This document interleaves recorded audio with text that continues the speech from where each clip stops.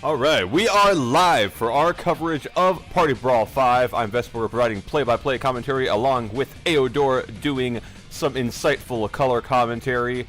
We are here on day 2 of the tournament. I want to thank Becky and Eohdorr for casting the entirety of the winner's bracket yesterday, as I was not there.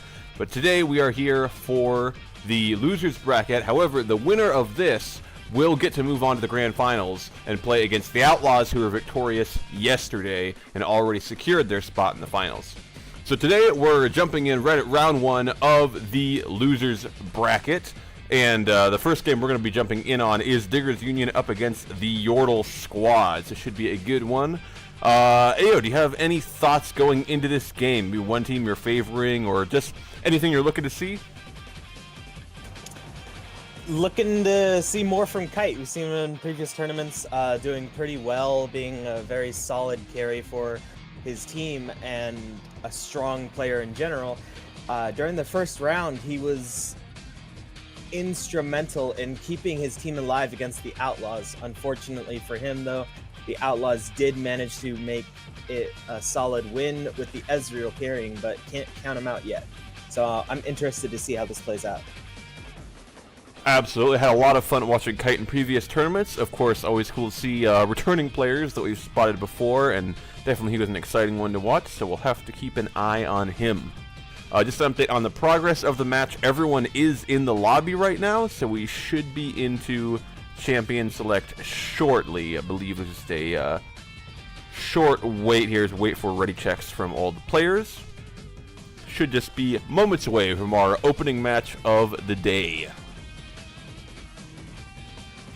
With that in mind, actually, we will be trying to keep you guys updated with the other side of the bracket, which we won't be able to watch, but Eohdorr is actually watching it on his Smurf account. So the other game that will be happening at the same time is Into the Rabbit Hole up against Alpha Boys.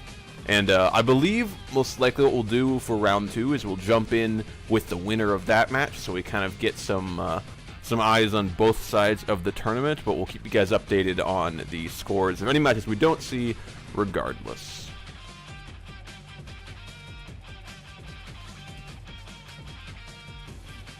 Both of the teams on the other side, of course, teams that we haven't been able to watch, unfortunately, due to the circumstances. But we will hopefully be able to see at least one of them, as one of them will be moving on. Eohdorr squad, another team that we haven't been able to watch, so not sure what they're going to want to do here. The first games aren't available for stats to look at, but can see plenty of champions that they have been using in ranked, and I'll get that I'll pull that stuff up for momentarily while we're waiting. Excellent. That will be fun to see a little bit of insight there. Just getting word that I think the one player who was gone should be back right now, so hopefully we'll be starting any moment now. I am curious to jump in and kind of see some tournament games on this particular patch 8.5. Obviously, we've got Kaisa out. We've got some different changes. Obviously, the AP item changes were some time ago, but I believe players still kind of finding ways to innovate with that. Some different builds. You know, we're seeing a lot of Hextech GLP. I believe that was actually buffed in this patch 8.5. So it should be interesting to see that. I know personally from my experience and what I've heard about Kaisa, I would be surprised to see her picked or banned, but not sure. Definitely eager to see if she would actually happen to show up in this, but I believe right now she is considered fairly underpowered, but we will see. You never know. You always have some surprising picks show up in a lot of these tournaments. Kog'Maw mid being one of the surprising picks of yesterday, but I agree. I don't think we're going to see Kaisa. She's just not really a strong champion right now. Plenty of people don't really know how to play her quite yet, and I think even if you learn how to play her really well, her stats are just really low for what she is. I think she needs a buff before we'll actually start seeing people bring that brand new champion out. Definitely agree.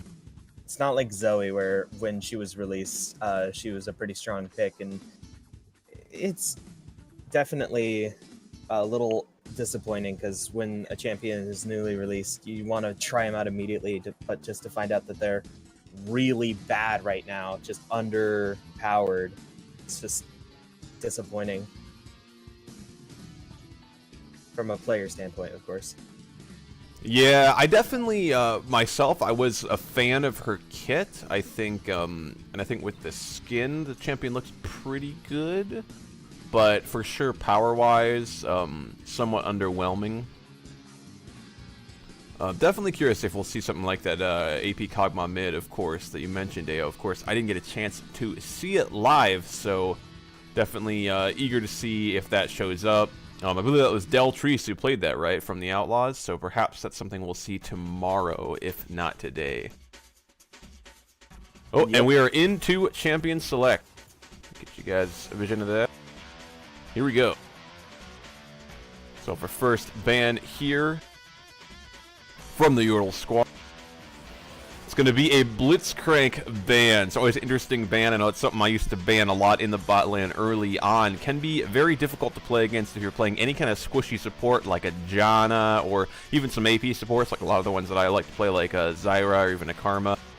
Basically anybody but something like a Alistar, Thresh, Nautilus is going to be not so fond of the Blitzcrank. On the other side, Tristana banned away, even with some nerfs to her W ban, I believe, or sorry, her W ability actually. I believe they lowered the damage and one or two other changes to her, but still considered really strong. I know, personal experience, Tristana can be extremely difficult to play against if she gets ahead. And then the Echo is banned away from Kite. Ooh, Ao, that's one of his best champions, I think. And Tristana is also a target ban against St. Easy. St. Easy playing her the most this season. And I'd appreciate the Evelyn ban, Sir Cave. You are shout out to you. My personal hero. Ooh. Jax. Jax taken off the table. Definitely interesting with the Jax. We've seen it a lot in the jungle, but also a popular top lane pick, so kind of a flex pick taken off the table there. And Fizz banned away. Actually, something we saw Kite play. Not sure if White Widow has used that champion much. He has. He's not known for it. He seems to be more of an AD carry player, but it is one of his better mid laners.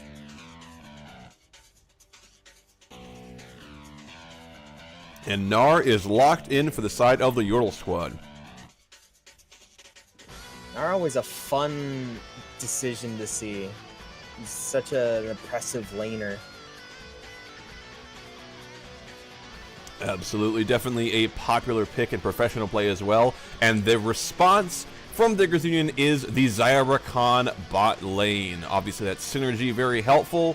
Certainly strong picks right now. Get them locked in before any more bans can come through. Nunu and Eohdorr being hovered here. It would be very interesting to see Nunu, and looks like we do. We will. You think that's Nunu jungle? We have seen a Nunu mid, I believe, in some solo queue games yesterday. Okay, the Veigar White Widow will dash all of our hopes there and lock in the Veigar mid. We have to assume could be Veigar support, but it's Nunu jungle most likely, based on the Reform Calamities match history of 20 games played with it, and pretty good win rate, pretty good KDA. It's got plenty of experience on the champion. He's got plenty of experience on the Evelyn. How dare he? Well, that explains the ban. I suppose we dreamed that it was just a shout out to Ao, but actually a target ban. And the Ahri is locked in for Kite in the mid lane, so we'll get into the second banning phase now. Caitlyn taken away. Certainly an oppressive champ, particularly I've laned with a lot of Kaisas lately. The range disadvantage against Caitlyn is just absolutely one of the most frustrating things to play against as an ADC. So getting out the table, even with Xayah not having quite as short a range as, say, a Lucian or a Sivir, still nice to get that powerful laner off the table. And Nautilus banned away as well from the side of the Eohdorr squad. Don't want to deal with that up top lane with the Gnar, I suppose, wants someone much more killable in the lane. Absolutely, as we await the second ban from Diggers Union. And it will be the Sivir taken off the table. Certainly can be frustrating for some supports, being able to spell shield the knockup or the charm from the Rakan, or even the root from the Xayah.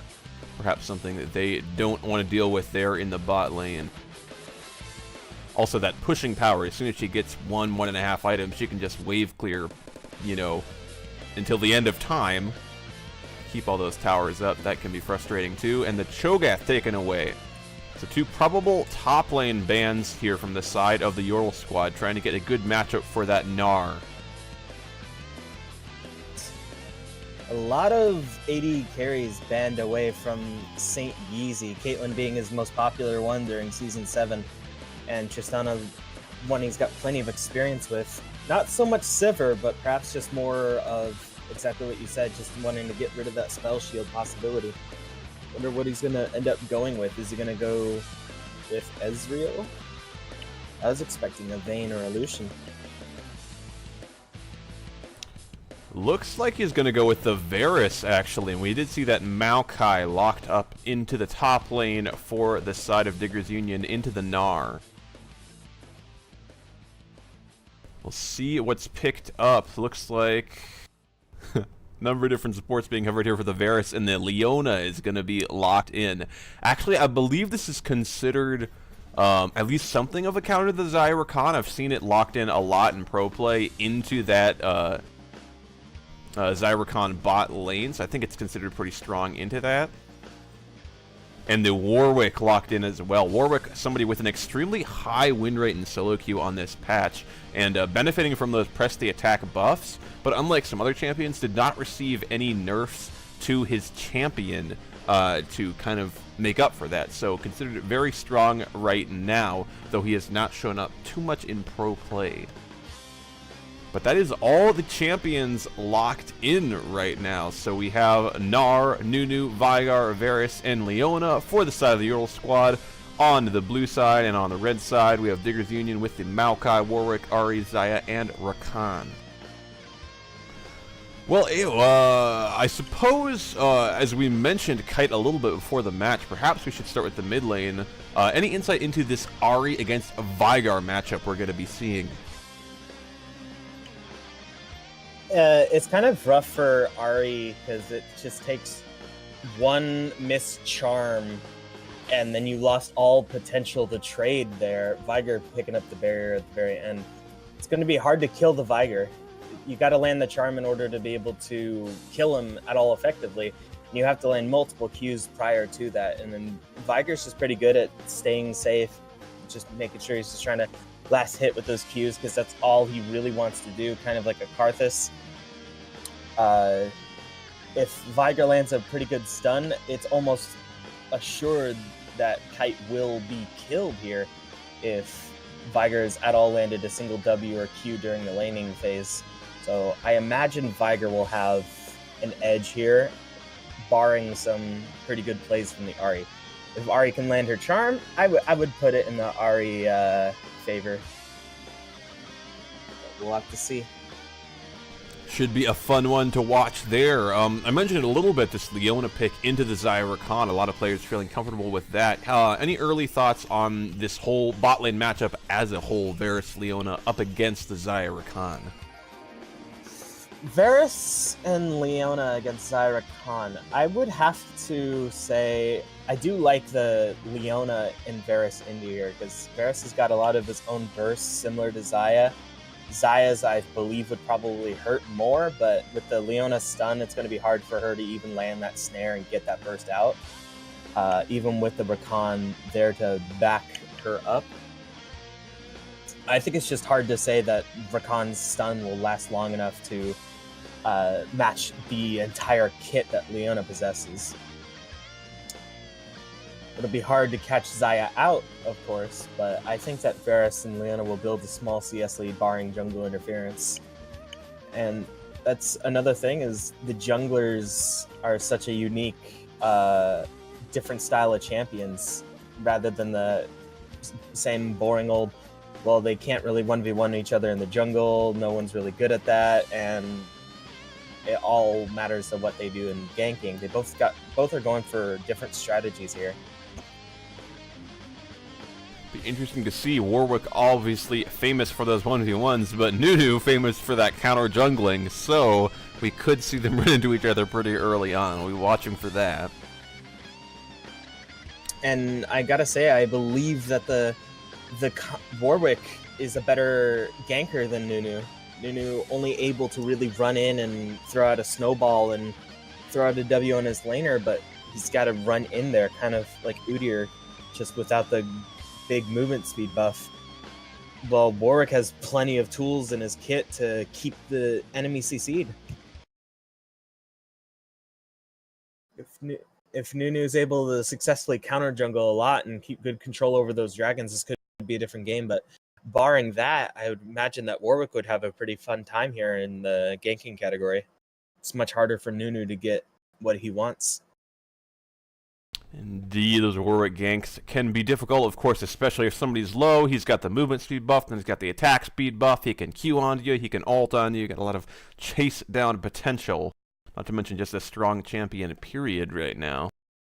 We haven't really talked about the top lane matchup. I think that's the last one. Any thoughts on the Gnar up against the Maokai up there? Maokai is definitely a good matchup or a good pick against the Gnar for a tanky top laner looking for some long range engage. They've got a ton of engage on the side of Digger's Union, but he's got plenty of sustain. He's hard to kill, but Gnar's got so much poke and so much range. I can't imagine a winner here, honestly. I think Maokai's got enough sustain, and all he has to do is just go in on Gnar, and he'll just do a ton of damage and be able to sustain it back so easily once he disengages that Gnar won't find a chance. But this is another category where I don't really see these types of matchups too often in the top lane personally, so I'm not too familiar with it. But I would imagine that it's going to be a relatively even lane. Maybe Gnar will have an advantage. Well, we'll have to keep an eye on it there. As we see right now, got the double cosmic skins there in the bot lane for the side of Digger's Union. So a little extra synergy there. Meanwhile, I'm seeing almost all blue skins from, or bluish purple from this side of the Eohdorr squad. So the skin coordination game fairly on point for both teams, I think. We'll see if that gives them a buff in-game or not. I don't know. Leona seems to be covering up the blue part with sitting there in front of the camera. She should just focus it on the ocean, personally speaking. But, I mean, misplays happen every now and then. I had to ruin it. Why'd they have to include the actual champion in the splash art? By the way, one of the stream viewers recommended yesterday that you hide time controls. So at the very bottom left, when you click on the eye, you can hide the time control through there. Good call. I will do that. Well, we should be just about to hit the rift here. Once again, if you're just joining us, this is the first round of the Losers Bracket, otherwise known as Day 2 of Party Brawl 5, hosted by the Party People server. I'm Vestborgr providing play-by-play, along with Eohdorr providing color commentary. This is Digger's Union up against the Eohdorr squad. Digger's Union, of course, identifiable by most of them having that club tag, but they are on the red side. As both teams sprint towards that bot river. Reform Calamity on the Nunu dropping a ward down. Warwick actually hovering around that top side near his red buff.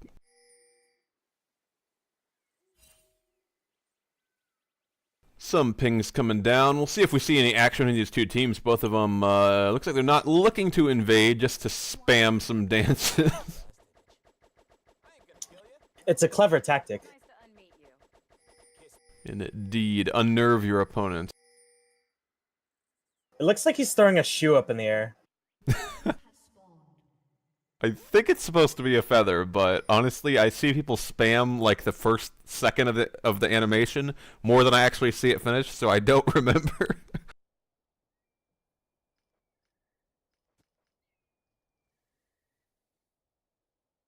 Are they gonna try? Oh, they're gonna do a cheeky level 1 strategy, waiting for Leona and Varus to come out through.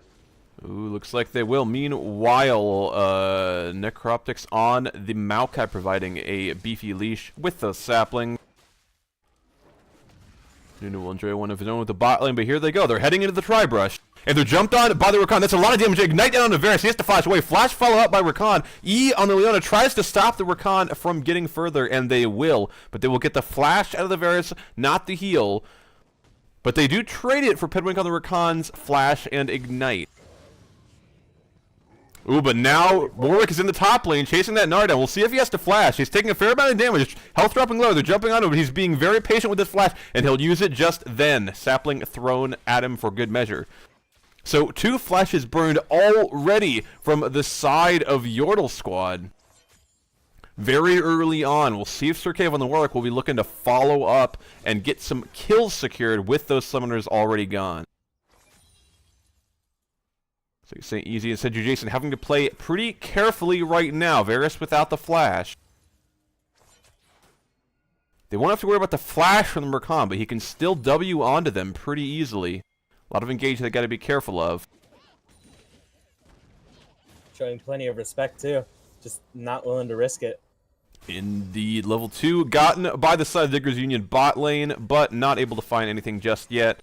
Looks like Varus starting to heal up a little bit between that fleet footwork and the relic shield procs from Senju Jason's Leona. Right now, Veigar getting pushed in. White Widow a bit there in the mid lane. 14-6 in CS right now in the bot lane. Zaya doing very well. Meanwhile, on the top lane, Necroptics on the Maokai. They got the early summoner from Gnar, and he's actually leading in CS 14-9.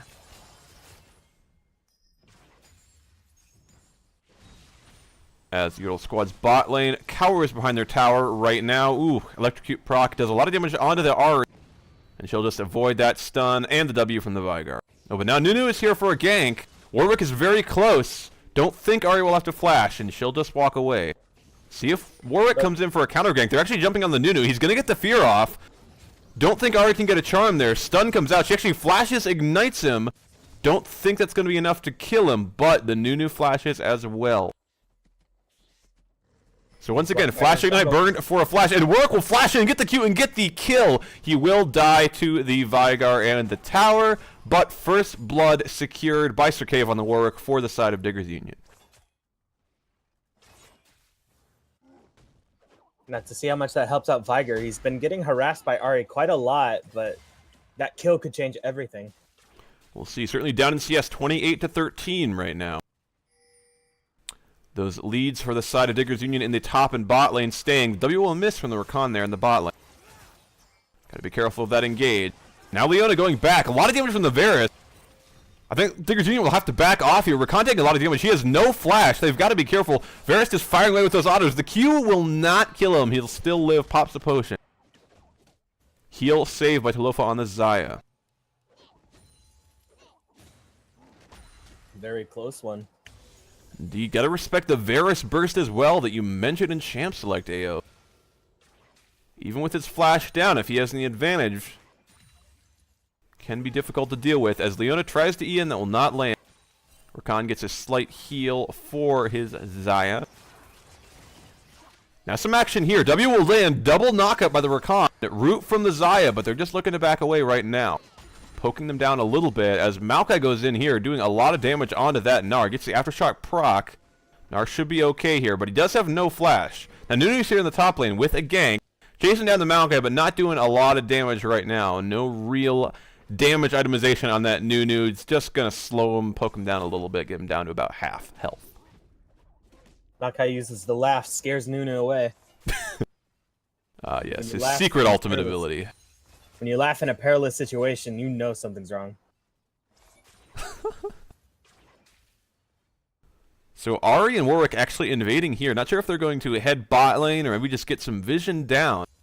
Think they're looking to gank this bot lane, but Eohdorr squad's bot lane playing pretty safe. They will get the charm onto the Leona, but she's pretty tanky. Especially early on right now, without any real damage coming in from the Ahri just yet. And looks like Digger's Union mid and jungler will just back away from that. Nothing to be gained there.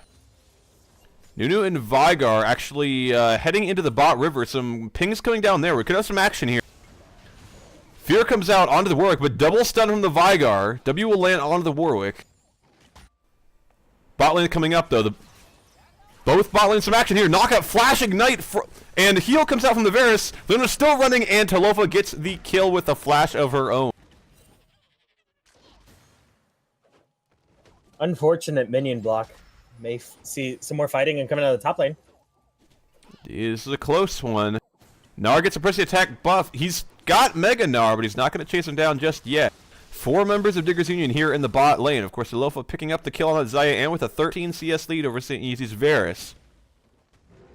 CS leads across the board for the side of Digger's Union. Overall, they've built up a little over 1k gold in their lead. Talofa and Pedwink looking to back right now. Make something of that gold. Gnar very low, actually. Got to be careful of the Maokai. He does have his flash available. Now chasing the Maokai, who does have a flash of his own, but again, both will just back away. So far, things going about as Ao mentioned in Champ Select. Seems like fairly even in the bot lane, but Maokai already has that Bramble Vest. That'll help him out a little bit, and he's built up a 14 CS lead thus far.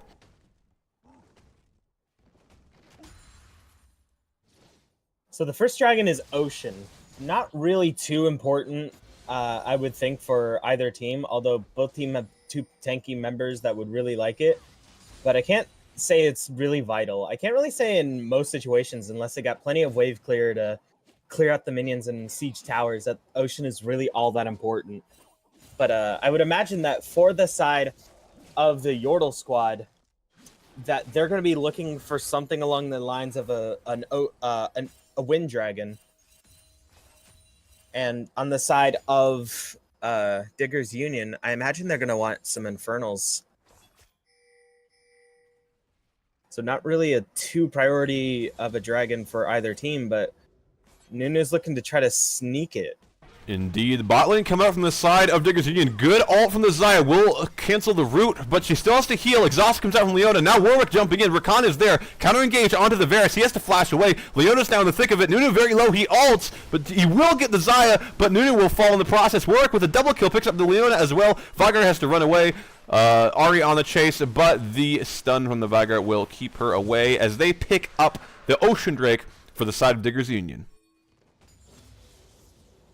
Very close. Almost got away with it, but unfortunately for them, Digger's Union was on their way to ward, or already had it at ward, had an inkling that it was going to happen. And Rakan just was able to peel Nunu off and do plenty of damage. Even if Xayah was left alone, Warwick was on the way. So it turned out for a pretty good fight for them. Very clean. For sure. Definitely seems like both the bot lane and mid lane for the side of Digger's Union had the inside track to that Drake, so just not as good of a response from the side of the Eohdorr squad. And once again, Leona and Varus kind of caught up by the Xayah Rakan lane, who have a lot of CC and engage potential there. Haven't had too much of a solution just yet. Xayah did have to heal, but Warwick and Ahri arriving just in time to help him out. Still, all summoners except Ignite down from the side of Digger's Union bot lane, and all summoners down for the side of the Eohdorr squad for their bot lane. Now Nunu here on the Ahri, so much damage from that Veigar, and Nunu will just give her 1 smack, and that will pick up the kill. So that Veigar starting to stack up the AP. Great W. Kite was so hesitant to use Flash and just use it too late. Use it after the W had gone off. Engage there onto the Gnar. Ignite goes down, but Gnar will not even flash. He'll just back away under tower as Perform Calamity's Nunu is there to hold the wave in check. Warwick hovering around that top river as Veigar maybe looking to head there as well. Nunu ult comes out but won't catch anybody. Will clear out the wave though.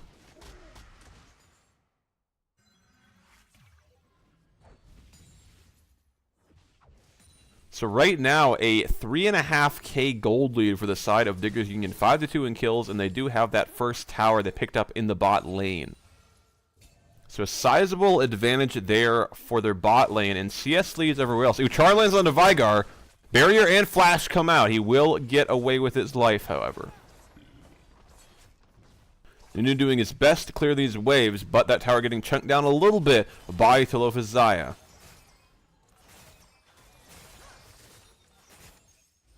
Maokai looking mid. Warwick as well. Careful pings coming out. Could be looking to get this Veigar. He has no flash, no barrier. Charm will not connect, but the Fear will, and that is 3 people to 1, and the Veigar will fall without much trouble. But now Nara and Nunu kind of zoning them away. They've got to be careful here. Warwick actually getting chased down. Press the attack is going to come out all onto the Nunu, and so much damage there, caught by the Maokai ult, and now Nara has to be careful. He has no Mega Nara just yet engaged from the Rakan. That's a double kill for the Warwick. Now that's 5 to just a Leona, and Varus not even close. Ult will not connect, and they'll pick up that mid lane turret. You have to assume flash engage from the Rakan onto the Leona, who has to flash away herself. Now Rakan could be in trouble. He's rooted, taking tower shots. He'll Q away, and he'll be fine. Few health bars drop a bit on the side of Diggers Union, but they'll be happy to pick up that mid lane turret nonetheless. Extend their gold lead now to over 6k at just 12 minutes and 40 seconds into the game. Excellently pulled off. It looked really risky for them at the start, but man, just one pickoff on Veigar just snowballed into so many kills for them, and even gives them a good Rift Herald. Indeed it does. They should pick this up without much problem, although Eohdorr squad is very close by. Veigar is there, gets ignited and charmed, and he's gone! Kite picks up the kill, so Veigar caught checking, maybe looking to contest that Rift Herald, and pays for it with his life. Still no summoners available to get him out of that jam. Another good thing on the side of Diggers Union is the ward control that they've been providing here. They had plenty of advanced wards there and was able to easily catch out Veigar, and we were able to catch out the dragon too. So happy to pick up that blue buff. Indeed, great ward coverage there. Rift Herald helps them pick up that top lane outer turret, and they could be looking at the inner. Veigar is close, but they should at least get some good damage onto it. Actually, engage on Leona. She's caught. She's feared. I don't think she has any way out. And Varus is killed as well, but Warwick will fall in the crossfire. Now Maokai could be in trouble. Veigar chasing him down. He's very low. He's got to be careful here. Flashes away. He might be fine. TP is coming in. And Nunu jumps in, flashes in, ults him, and Maokai will fall to the Veigar. So they do manage to pick up the kills on the Varus and Leona, but overchase a bit and lose Warwick and Maokai in the process. So 2 for 2 there. However, they do pick up that top lane inner turret. Now I've given them a 4 turrets to 0 lead and an 8k gold lead approximately. Just keeps ramping up, even with a little bit of overstepping. Not too bad for them, especially to just keep knocking down these towers. Absolutely. Even without Baron or anything on the table for a little over 5 minutes, they're managing to knock down towers just fine. New Dragon will be up in 16 seconds, and it will be an Infernal. Exactly what I believe would be the best situation for the Diggers Union. And a control ward for good measure to make sure that they keep the Eohdorr squad out of the pit. Nunu is here, but he has no flash available, and they've picked up the blast cone, so he actually has no way into that pit. And looks like they'll just give this over, and not much else they can do, and that Infernal Drake will get picked up. Ooh, Charm onto the Gnar. Jump there with the Rakan. The stun will land. Great stun from the Veigar. So much damage there. Now Warwick chasing Veigar down. He has to flash away. Unfortunately for him, didn't have ult, or else that would have been a sure kill. Indeed. In the end, all it is White Widow's flash taken away. Looked like a good engage on the Gnar, but a great E from the Veigar caught up both Warwick and Ahri.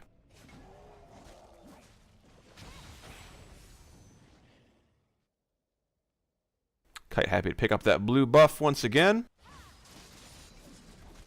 So we're looking at the gold lead across the lane, about 2.5k in favor of Talofa there in the bot lane. Actually, 130 to 86 in CS.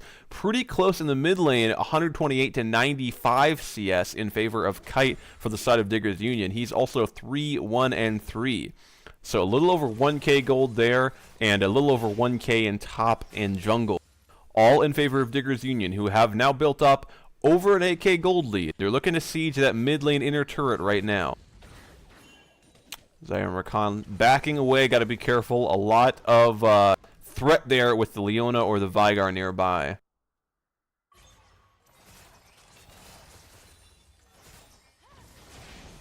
Snowball comes out, Charmaland onto the Leona. Actually, Root, great dodge onto the ult, but there Rakan could be caught up. Great stun from the Rakan, but now Warwick is in the thick of it. Veigar is caught, he'll pop the barrier. Leona is gone from the Ignite. Veigar is gone as well. Very low health bars on the side of Diggers Union, but that is a double kill for Talofa's Xayah. So chaotic fight there, but in the end, Veigar and Leona caught out as they try to engage and lock down Diggers Union there. A little ways into the mid lane, and they'll pay for it with their mid lane inner turret. Gold lead extended to 10.5k now in favor of Diggers Union. They're just trying to find some way, some kills to get back into this, but it's just not going too well for them. Ooh, Root onto the Varus, and he's just bursted down immediately by the Xayah. Great charm and knock-up on from the Rakan, but there's so much difference to the Veigar, and now Warwick is caught out as well. Nara's mega, he's chasing down the Xayah. She's stunned, she's caught, she has to flash away, but now Leona chasing him down. He'll comes up from the Xayah. Leona's very low now. Talofa will pick up the kill, but he's got to be careful of the Veigar, and he'll get killed. That's a triple kill for Eohdorr, but the charm will land and pick up the Veigar as well. Shut down gold for Kite. So very chaotic fight there. Winds up being a 3-4-3. Ahri and Rakan both up. Nunu pretty healthy. Got to be careful. Snow will land on a Rakan. They chunk down that top lane inhibitor turret pretty good, but they'll just have to back away right now as Varus has already spawned. Absolutely did not expect the Veigar W to do that much damage. Completely wrecked them during that team fight, but because of the lead that they've managed to acquire, it's just not enough to turn the tables quite yet, and they still turn it into an even fight. It's going to take a lot more than that in order to get back into this game for the Eohdorr squad. It's going to take some really good catch-outs and some immediate Veigar ults. Just going to have to accept that as a one kill per, but it's going to be rough for them, considering Diggers Union is traveling as a team for most of these. It's definitely not a good situation to be in when you're waiting for mistakes from the enemy team in order to get back into the game. Absolutely. That bot lane wave crashing towards that inner turret.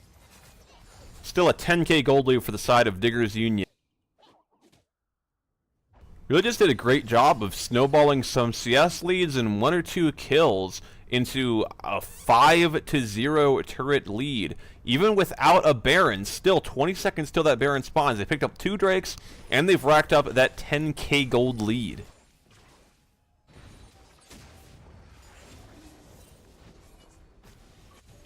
And maybe caught out here? Nope. It's gonna be fine. Gonna do a little back BM too. Looking to push that wave in. They gotta be careful though. Leona and Veigar are on the way. Just a little bit too slow. Won't catch anybody from the side of Diggers Union. They'll just clear that wave out in the bot lane. Ping is coming down onto the Baron. Certainly the next thing on the table for Diggers Union. They've got a huge lead. They could easily bait this or simply take it. So the Ocean is the next dragon up. Once again, not really an important dragon, I believe, for either of these teams. Most certainly not for the Diggers Union, considering how ahead they are. Ooh, engage there onto the Nunu. They're going to get him. That's going to be no smite available to contest this Baron. That should be a free Baron for the side of Diggers Union. So again, the Ahri, the Rakan, the Maokai, so much engaged, like Ao mentioned in Champ Select. And they can catch people out like nobody's business, and Nunu falls immediately there. Nobody available to contest. This is going to be a free Baron for Diggers Union. will only extend their gold lead. We've already seen how many towers they can take without a Baron. We'll see what they can do with it.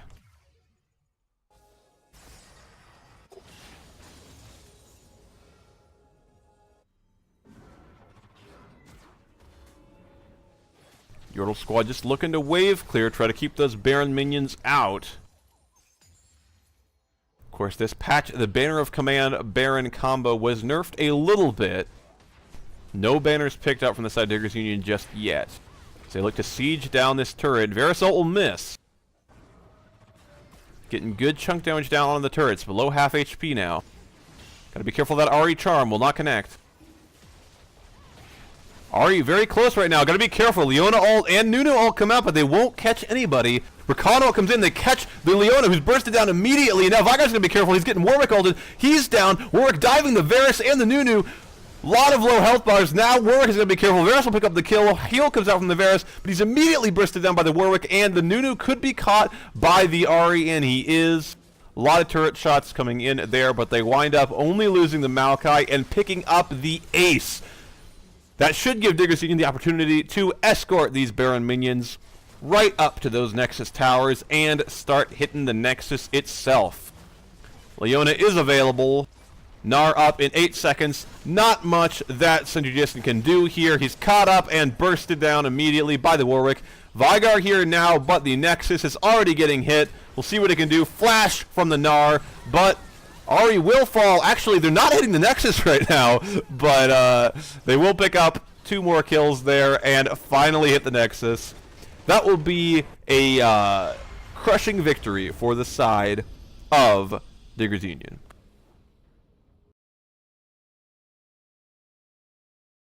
Very well played from them. They had plenty of vision control all over the map, control over those dragons, and just really played well in their own separate lanes. Ahri landing plenty of damage out into the Veigar, able to land those charms when she needed to. Warwick with the spectacular ganking, and Maokai just holding his own up there in the top lane. It was difficult for the Eohdorr squad to truly come across with a win here. But definitely big props over to Diggers Union for their spectacular gameplay. And as for the other matchups, it did end recently as well. Pretty much about the same time, we did have Into the Rabbit Hole versus the Alpha Boys, and Into the Rabbit Hole were the ones who came out with the win. Congratulations to them.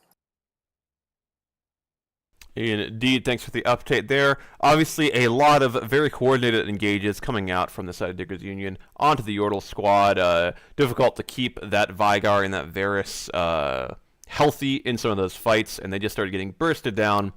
The Xayah, the Ahri, and even the Warwick just having a huge amount of burst potential there. Not something they could contend with, and the game's closed out pretty much seamlessly by the side of Diggers Union. So for an MVP, I would have to go. I think I'm going to have to go with the Warwick there. His ganks were spectacular in the mid lane, providing Veigar just not enough room to do anything, and being a severe problem over in the bot lane for the side of Xayah and Rakan. Or, sorry, Leona and Varus.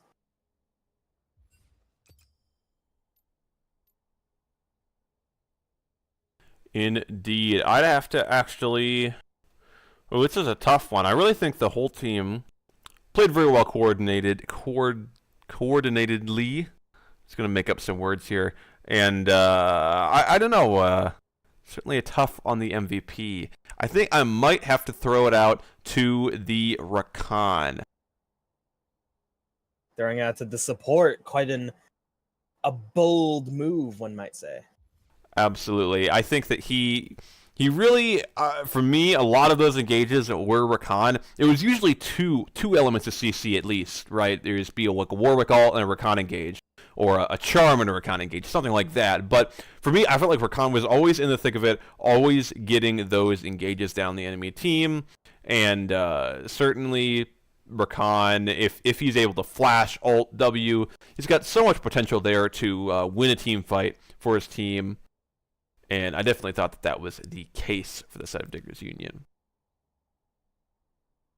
Right now, we are awaiting, we're going to watch the second round match between Zombie Survivors and Into the Rabbit Hole, who prevailed in their game 1, but now they'll move on to round 2, up against, as we said, Zombie Survivors.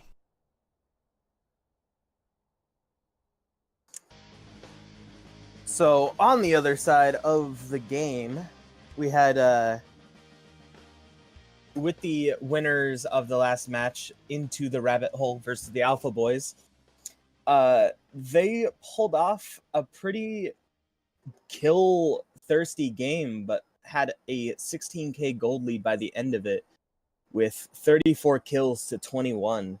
So we may see another bloodbath here. Always fun to see.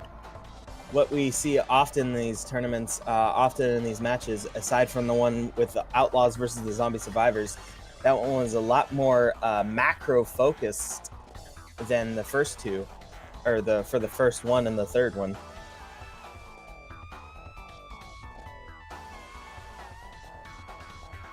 So then we'll be eager to see. Right now, not everybody in the lobby just yet. Get you guys in a champ select as soon as possible, waiting on a few more players to arrive. We'll keep an eye on that.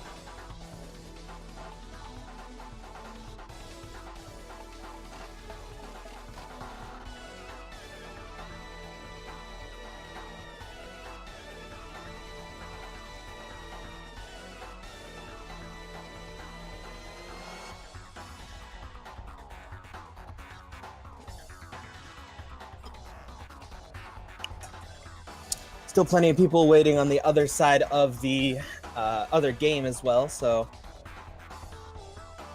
working on that. But as for the previous game, gonna have to see what they're gonna want to pull out here. On the red side, I believe this is the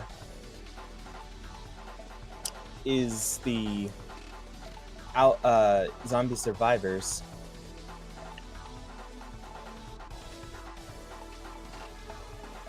I believe so. Certainly will be fun to on the blue side, it will be the Zombie Survivors, and on the red side, it will be Into the Rabbit Hole. I see. Well, certainly will be fun to see. Obviously, I haven't gotten a chance to see either of these two teams in action yet. Both have played yesterday, so I'm eager to see their debut today. See who can move on. Again, the winner of the losers bracket today will move on to the grand finals, so plenty at stake.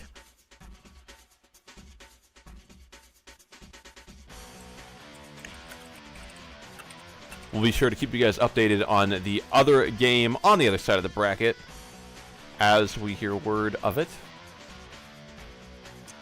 Rumor has it, and I've heard this from the birds, that the other team is running late / may not show up, unfortunately. We'll provide with more information as the game as the situation progresses.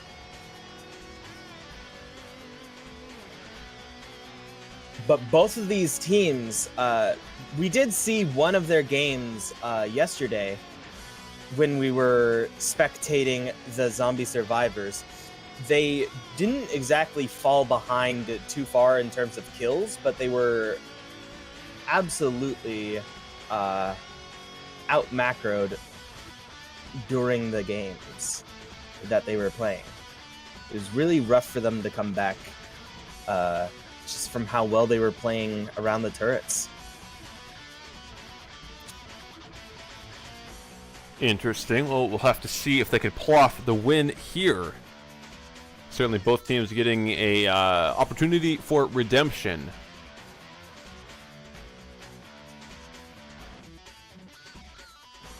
It looks like everyone's in game, so or in the lobby at least, so momentarily we should be able to provide you with the ins.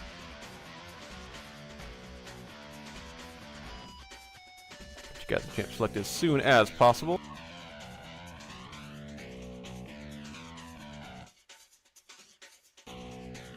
Again, on the other side, it is supposed to be a team name up against Stickers Union, who prevailed against the Eohdorr squad in the first round. And we're into Champ Select, so I'll open that up for you guys. And here we go. Zombie Survivors getting ready to lock in that first ban.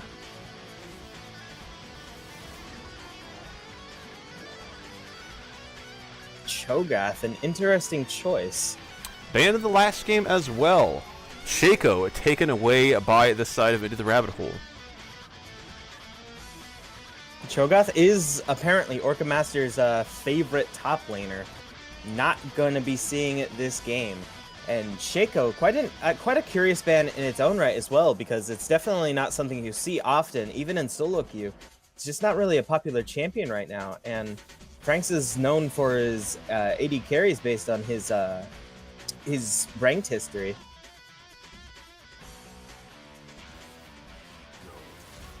Warwick banned away by the side of Zombie Survivors, followed by a Brand ban from Into the Rabbit Hole. Brand certainly fearsome with that new Leandri's Torment. Can dish out some damage, especially once he gets a couple of items under his belt. Nasus now taken away by the side of Zombie Survivors.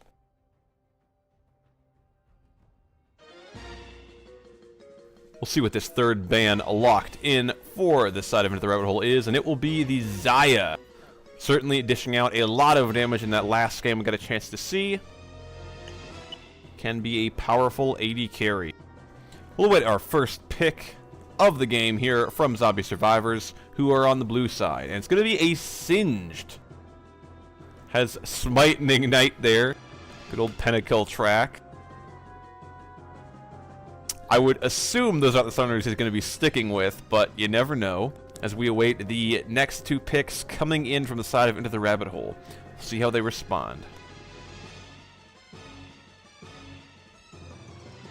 Yorick being hovered here, and the Yorick is going to be locked in. Have not seen a Yorick much lately. We'll have to see. Certainly a powerful split pusher can really knock those towers down if you leave him alone for just a minute.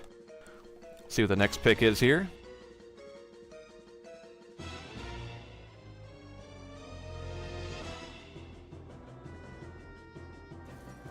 And it's going to be Kai'Sa, so I believe that's going to be Kai'Sa jungle. We were wondering if we'd see this. Considered a pretty weak champion this patch, but it has been locked in, so we will get a chance to see it. Very exciting. I did not at all expect it, but there it is. He has been playing plenty of Kai'Sa jungle in the recent games, as well as Evelyn have here. So it's going to be interesting to see how he does with it. It's not really a champion everyone's necessarily familiar with, so this could easily throw off some matchups. Certainly. We'll have to see how Franks responds, if this is a jungler he's familiar with playing against or not so much. But the Kha'Zix locked into the jungle, and the Vladimir there in the mid lane. Small update, Schemer has picked up Ghost and Teleport in the top lane, so not sticking with the Smite and Ignite this time. Waiting on the last pick of this first phase from the side of Into the Rabbit Hole. Anivia being hovered. See if it's locked in.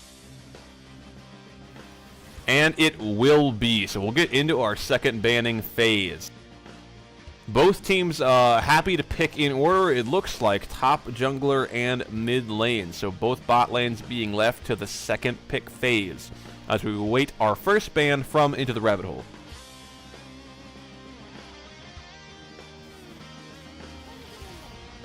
Interesting to see a Vladimir mid. It's not really something you see too often, and even when you do see it, you see it being thrown up into the top lane, so most curious to see how he's going to do here against an Anivia.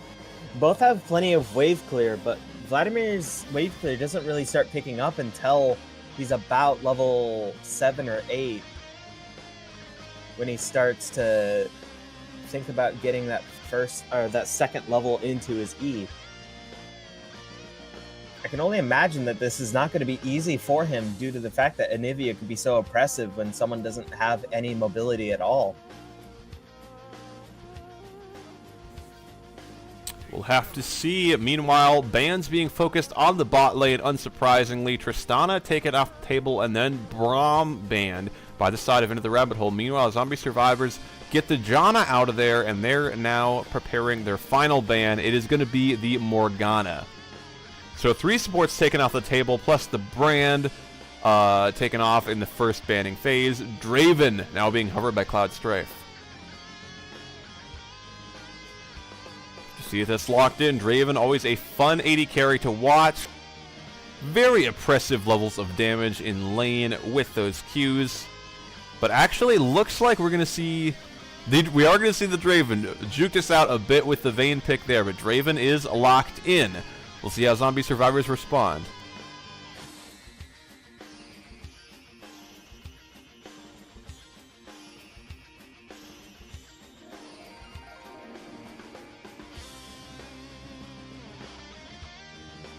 Caitlyn being hovered by Dragon Killer right now. There's a few seconds left. Certainly a strong laner. Not a bad pick into that Draven, and it will be locked in. Caitlyn with that extremely handy, long auto attack range. Capable of playing safe. The support wants to roam. Capable of dishing out a lot of poke. Certainly strong in lane. Let's see what that final support pick is going to be for the side of Zombie Survivors. And looks like Sparky will pick up the Taric. Alistar hovered for a second. So Taric, Caitlyn there. We'll wait this final pick from the side of Into the Rabbit Hole. Leona being hovered. Certainly a popular pick on this patch, even in professional play as well. We'll see if that Leona is locked in.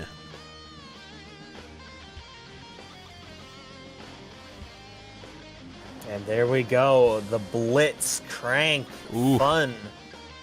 And no Morgana to counter it either. Banned out by the side of the non-Blitz team. Although I'm sure they weren't expecting Blitz to be fair. Certainly. We did see it banned away in that first game, so sign of things to come, seemingly, as now it is locked in for Kuro Wolf Clan. If he catches that Caitlyn, could be difficult to deal with. Worth noting, the Taric can cast his W on the Caitlyn and then cast a stun from her position.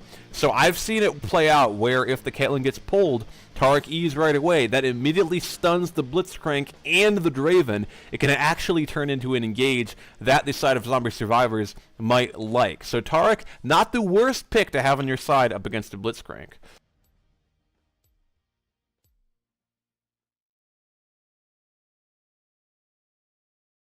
Well, let's go ahead and talk about the matchups then. Let's go ahead and talk about bot lane first, because Blitzcrank is always fun to talk about first. Here, Caitlyn and Taric having plenty of long-range poke. Taric actually more mid-ranged on second inspection. But Caitlyn definitely having a lot of poke here, but not really much good in the terms of mobility. Constantly having to use an E in order to escape the Blitzcrank, which isn't really a reliable move that you see often pulled out in order to dodge the Blitzcrank hook. Takes a lot of mouse movement, a lot of time that you have to expend in order to do it. So I would imagine that Draven and Blitzcrank, because Draven is already such a high damage AD carry, that should Blitz land one hook onto Caitlyn, I think it'll all come crumbling down. I think even if he lands it on Taric, they can get plenty of burst damage and at least force Caitlyn and Taric out of the lane for a little while until Taric's able to heal her up. So I imagine Draven and Blitzcrank should have the edge here. Certainly difficult to deal with. Can't think of a lot of bot lanes that can deal with that Draven damage. Definitely fearsome. Be fun to watch regardless.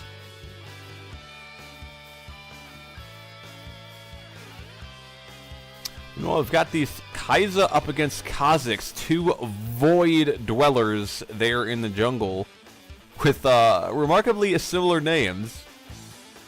Both making use of the apostrophes, of course. Do you have any insight into that matchup, AO? Obviously, both champions with some similar tools, actually, some invisibility, ability to get onto the enemy champion. Definitely curious to see what will happen there. I know you mentioned you don't know much of the Kai'Sa abilities. I've only seen a little bit of her myself. Be eager to see. I certainly can see the potential.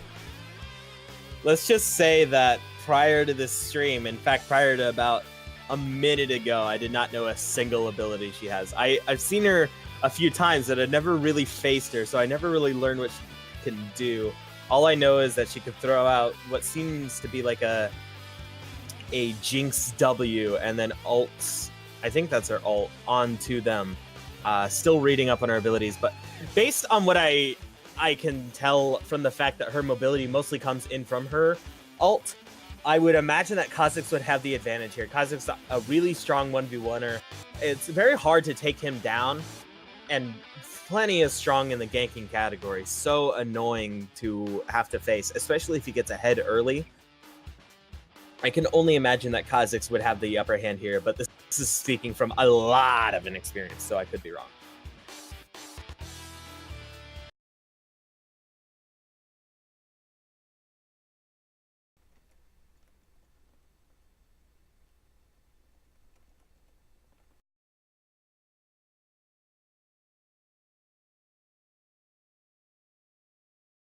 League is constantly scaring me, worrying that it's just going to pull that crashing nonsense.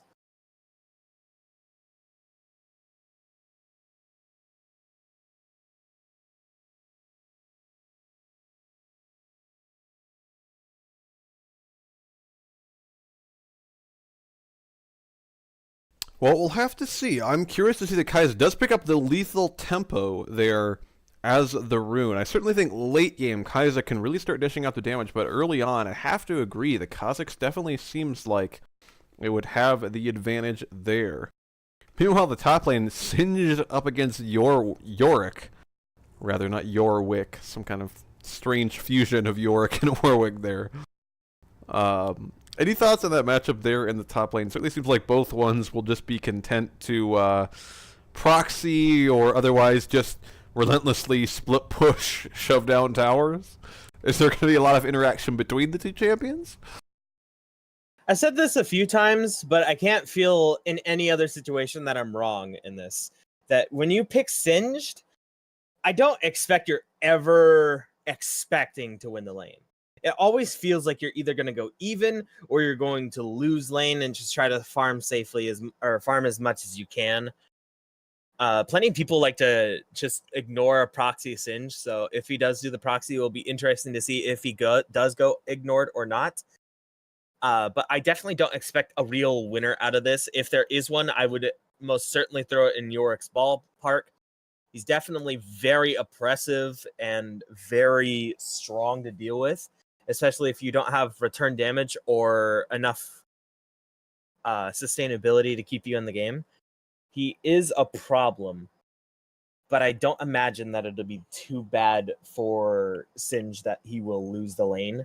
So I'm going to have to throw it into the even ballpark of they're going to be CSing pretty evenly. I probably don't think that he'll be split pushing.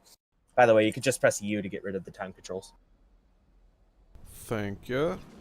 Well, we have hit the rift. Again, if you're just joining us, this is round 2 of Party Brawl 5's loser bracket, day 2 of the tournament. We're watching Into the Rabbit Hole on the red side up against blue side's Zombie Survivors. Should be a fun one to watch. Again, the loser is out of the tournament while the winner will move on to the semifinals of the losers bracket. And if they get past there, they will have the opportunity to get one more win and advance to the grand finals of Party Brawl 5.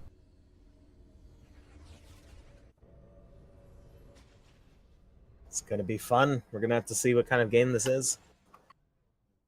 Absolutely. I'm eager to see the champions in action.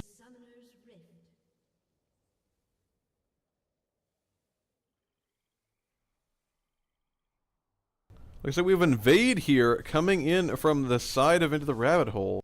Of course, with the Blitzcrank, always something teams are looking at. They get the deep ward there onto the red buff. See what they're looking to do. A lot of careful things coming out. Careful. Looks like they want the Blitz to just pull that red buff away. Kaiser's not nearby to smite it, though, if that's what they go for. We'll see. I believe they're going for just that really annoying early Blitzcrank play of pull the buff away, stall the jungler out. Ooh, Kinda missed like hook that. there. Very close to getting the Kazakhs, but they will not, and they'll simply back away and head back to their blue buff.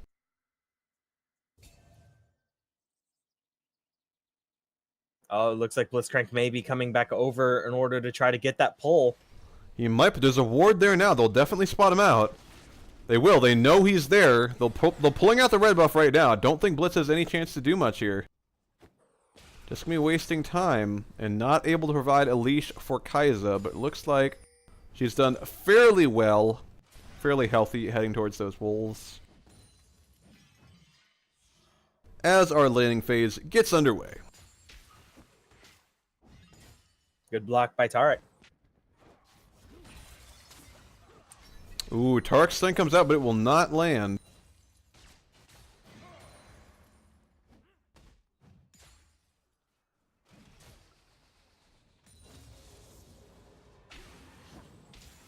Plenty of passive play coming out from top. We're not going to see anything too crazy for a lot of these lanes, actually.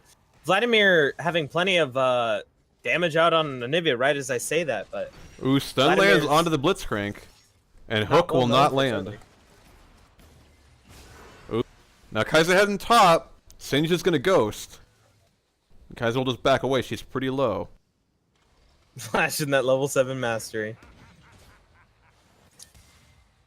But maybe I shouldn't have said anything, because the moment I said there won't be any craziness, we get immediate craziness, so maybe I'm just a fool. Looks like Vlad doing very well against the Anivia right there. Blitzcrank available to pull. He pulls the Tarek. Knock up onto the Tarek. Now Caitlyn firing away. Stun will not connect. Meanwhile, Anivia and Vlad trading there in the mid lane, both very low. Wall comes out from Anivia. Definitely could have been a lot worse for the Caitlyn and Tarek duo, because there were a lot of minions backed up for the red side. Absolutely. Kazakhs invading there and now heading top lane. Yorick very low. Gets tossed by the Singe. Taking a lot of damage. Has to flash. Kazakh sleep will not connect and Yorick will be okay, but burns that summoner. Good preemptive flash. Blitzcrank just waiting to pull, but sitting right on top of a ward. We'll see. Sometimes you get lucky, and even on a ward, they're not expecting it. Don't expect the range of those Qs. Weave them in between the minions sometime. Anivia very low on mana and very low on health there. Not having a great time in the mid lane, down 27 to 15 in CS.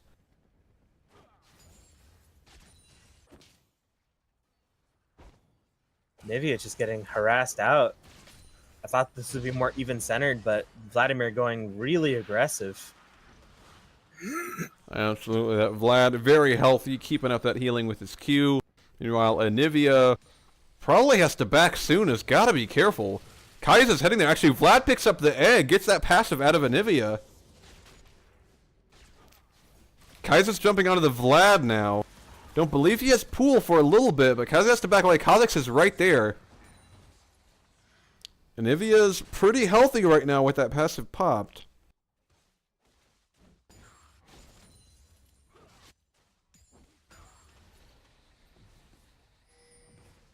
And Singe now getting shoved in, but pretty even in CS, 27 to 23 right now. That mid lane CS lead, though, 36 to 18 in favor of the Vlad now. Just about even in the bot lane as well. Kaizen and Kazakhs meeting up now here. Kazakhs is the electrocute proc, so good at those 1v1s. And Kaiser just has to back away, low on mana too. Great steal away from Kazakhs, but it only puts them back in even in terms of CS. Indeed. Vlad backing away. Now we have engaged here onto the Tarek. He's knocked up. He's pulled. Stun lands on the Blitzcrank. He has to flash away. Heal comes out from the Caitlyn. Draven is still chasing Tarek down. He does have the flash. He might have been looking for it, but he does not. Now with that Q from the Caitlyn, Blitz and Draven both pretty low, but Kai's is here. Only Flash available for Caitlyn and Exhaust from Tarek. They've got to be careful. Kaiser's got the edge. She'll W onto the Tarek, jump onto him. Flash from the Draven. They're going to jump on the Tarek. Exhaust comes out. Flash comes out from the Draven. Flash from the Caitlyn. So all summoners burned by the side of zombie survivors, and Tarek is killed. 10 shilling 6 on the Kaiser picks up the kill. Blitz has still got Flash and Hook, so gonna see if he can't take advantage of the fact that Caitlyn and Tarek are now both flashless. Indeed, no way out of that hook for them now. Kha'Zix invading here, could be looking to pick up a kill on Anivia. She has Flash, but no passive for the time being. Caitlyn looking very healthy, but has to be careful of that Blitz hook. Kha'Zix coming in bot lane. We'll see if they try something. Tarek is not there just yet. Kaiser's close though. Flash from the Vlad. Jumps on the Anivia. Ignite comes down. She'll flash away, and the Ignite will finish her off. So all summoners used there in the mid lane. Vladimir picks up the kill. Now 1-0 and 26 CS up. But now 3-2. They're chasing the Draven down. He has no flash. Blitz doesn't flash available. Heal will not come out from Draven, and he dies. And now Blitz will flash away. Kha'Zix jumping onto the Blitz. No ult from the Caitlyn, but flash is enough from the Kha'Zix, but he gets killed by Kaiser, who is there with the help of the tower shot. Now Yorick and Singed battling in the top lane. Both very low. Ult comes out from Yorick. Battling the Singed, but Yorick is chasing Singed. He's breaking the rule. He's killing him. He's got that lifesteal. Singed has to ghost away. Now it tosses him back, chasing him down. Both very, very low here. We'll see what happens. I think Yorick just has to back away. He can't risk running into that Singed magic damage. And he'll get tossed by Singed now. He could be in trouble. Q, but Singed is right in the middle of the circle, and he will die to Yorick. Beautiful circle placement. My lord. Absolutely. Throws those minions right at him. What looked very perilous for Yorick turned into a really good kill for him. Very vital, if I do say so. Absolutely great play from Orca Master there in the top lane. About even in CS, but does have that one kill over Singed right now. Has a Negatron cloak to help him, and he'll pick up a Sheen. Even kills around the board, even gold distribution for the teams. Despite the gold difference between the Anivia and the Vladimir. Like the 900 difference, but the difference is made up by everyone else in all the other lanes. Indeed, they're going to start the Drake here for the side of Into the Rabbit Hole. They have Kaiser available, but Kha'Zix is going to see this. He's close. He's spotted out. You got to be careful of that Blitz hook, though. He gets hooked. He eats away, and he's immediately killed by the Blitzcrank ultimate. Tarek is here now, but there's no smite. Kaiser will pick up the kill, but here comes the engage. Blitz is low. Kaiser's trading with the Tarek, who gets Draven ulted. Draven picks up the kill now. Anivia's there to join. Vlad's got to be careful. Yorick is even here. Flash comes out, and Vlad's bursted down immediately. Caitlyn left running away. So way outnumbered there. Kha'Zix killed immediately, and Singed not there means it was a 5v3 pretty much from the get-go. And Into the Rabbit Hole picks up not only the Infernal Drake, but 3 kills. Ooh, hook onto the Caitlyn here. She has no flash. Gotta be careful. Ease away. Draven's still chasing her down. One more auto is gonna do it, and it will. Draven picks up yet another kill. That Draven's starting to really stack those adorations. And he is now 2-1-3 with a 13 CS lead. So that brings a gold lead that was once tied. It's now 2.2k in favor. But here we have some action here in the top lane. Kaiser and Yorick jumping on the Singed, and he's bursted down immediately. Kaiser now 4-0-2, getting very fed on that champion that we thought might be underpowered, but looking very strong right now. Stun onto the Draven, but not much Tarek can do. He's hooked, and Draven hitting him. A lot of damage onto Tarek. He can't really get away, but now Draven's going to start taking tower aggro. Exhaust comes out, and he's going to take one more tower shot and will fall to the Tarek. So Draven thirsty for that last kill, but pays for it with his life. Probably a lot better for him, honestly. It doesn't give Caitlyn an assist. It gives only a support a kill, and he gets another kill under his belt before he dies. So the adoration stacks were not lost. Even though this is only a small amount of adoration that he was able to build up between the kills, it is still something to say that he didn't really suffer too much for it, in my opinion.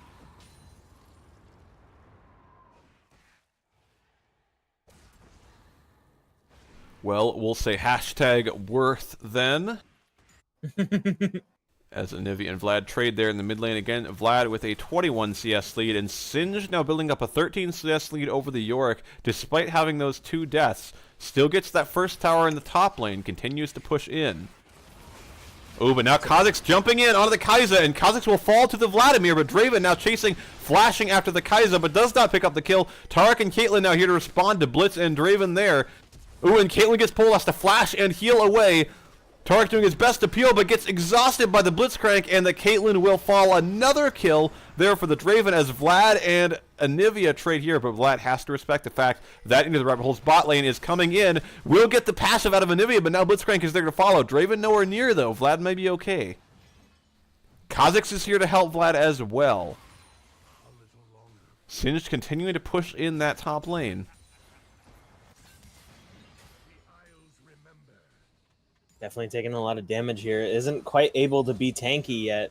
Built a blasting one in order to try to kill the minions faster and do more damage with the potion. The Yorick's got plenty of magic resist and Negatron Cloak already. Not much the Taric can do there, and he gets hooked and flashes the auto. Still falls to Cloudstar Straven, as now Kai'Sa and Yorick try to make a play on the top lane, but chasing Singe, not going to work. Oh, now they got to be careful. Yorick trying to chase that Singe down, but Kai'Sa's going to fall, and the tower shot will kill the Singe. But Singed with the 1v2 kill. Impressive play from Schemer there. So what was supposed to be a response to Draven getting the tower and the Taric in the bot lane winds up being a 1-for-1.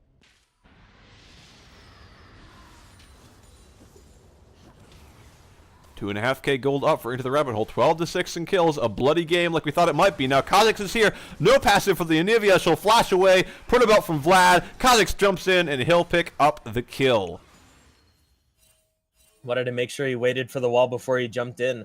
Next dragon is Infernal. And I want to say, I can't really say that either team is not looking for this dragon. Infernal is very important for a high damage Draven and what seems to be a high damage Kai'Sa, as well as the high damage Kha'Zix along with the Caitlyn. It'll really provide a big boost to their damage. So both teams are going to be looking for this. Kai'Sa here in the bot lane. Yorick and Kai'Sa chasing down this Taric. No flash available for him, but he does get the shield and the Guardian proc, and he should be just fine. It just look a little worse for wear. Meanwhile, Draven and Blitzcrank pushing in this top lane. Draven with the static shield already, clearing those waves very quickly. Anivia able to just wave clear there in the mid lane, prompts Vlad to try to roam up. Ping is coming down on him, but Vlad could be caught here, actually. Blitzcrank and Draven perhaps roaming down. All comes out from Vlad. A lot of damage there on Anivia, who has no flash and no passive. Hook onto the Singe.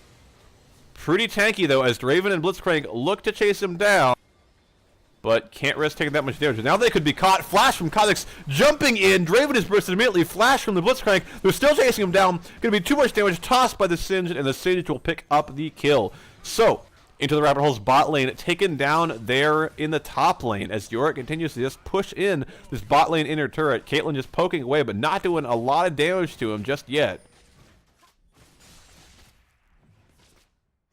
Taric going to be there to join her shortly. We'll see if they look to pick up the kill on the Yorick or if he'll just get away.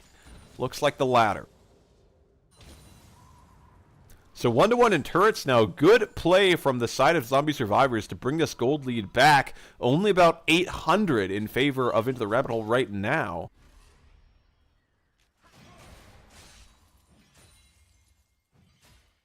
If we look distribution across, about 2,000 gold lead there for the Draven, but Vlad with about 1,500 himself, and about 900 up for the Singe there in the top lane over the Yorick. Could have some action here. Hook missed by Blitzcrank. Now Vlad and Kha'Zix possibly looking to go in. W from the Kai'Sa. Vlad will put about back, and Draven will pick up that Scuttle Crab. So this Infernal Drake, something both teams will want. It's going to be started by Into the Rabbit Hole. Got to be careful, though. The entirety of Zombie Survivors is there. Anivia will TP in. Drake very low now. Kai'Sa picks up the kill, but now Blitzcrank very low. Tarkle comes down. Blitzcrank is going to be bursted down, but now Kha'Zix already killed by the Draven. Draven's still firing away. Tarek taken down. Now Singed shakes down the Draven. He's very low, trying to kill that Singed, and he will. He gets a double kill for the Draven, but now Eohdorr very, very low. Stun will land onto the Caitlyn, but Anivia has got to be careful. And they'll back away. So the Infernal Drake and 3 kills for 1 picked up for the side of Into the Rabbit Hole. Moreover, it's that Draven picking up 2 of them. 7-3-4 now. Along with the Infernal Dragon, that's 2. That's a lot of damage for the Draven. This is exactly what they want. Vlad looking to get that Draven. He ults, chasing down the Kai'Sa and the Draven here. Ooh, gets a quick double kill. Great ult there from Vlad. Picks up the passive onto Anivia, but he got to be careful because Blitzcrank is right there. Caitlyn's there to back him up, though. Great play from the Vladimir there to get a double kill with his ulti. Now 10 stacks on that Dark Seal. Was not expecting that, but well done by Vlad. Indeed, it was not expecting that much damage. And now stun comes out into Blitzcrank. He's pretty tanky, but he's got 4 people firing away. Blitzcrank will ult, but he's exhausted, and Kha'Zix will pick up the kill. Singed doing his best to keep those waves cleared, not let Eohdorr get onto the tower. Meanwhile, mid lane outer turret picked up for the side of Zombie Survivors. Eohdorr thrown there, but Singed looking worse for wear right now. But slowly but surely, that Eohdorr's HP is wearing down. Eohdorr has got to be careful. He's on the wrong side of this. Kha'Zix and Singed right there. The rest of the team is coming. Eohdorr's in trouble, trying to hit the Singed, but he will fall, and Vladimir picks up the kill. So now actually a 500 gold lead. Huge swing for the side of Zombie Survivors, and they're going to look for this Rift Herald.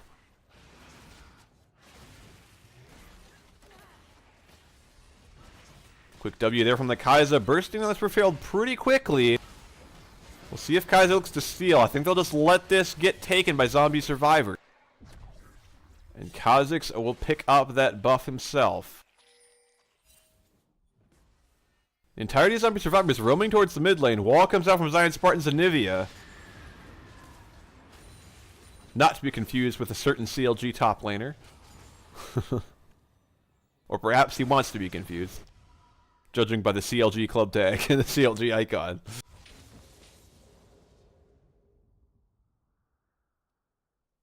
No, it's CLG ***. Ah, I see. My mistake. It's entirely different organizations. Yeah. So right now, double Infernal for the side of Into the Rabbit Hole, but they're actually 300 gold down. Very even in kills, though, 14-15, just about as bloody as we could have expected. Draven picking up that blue buff.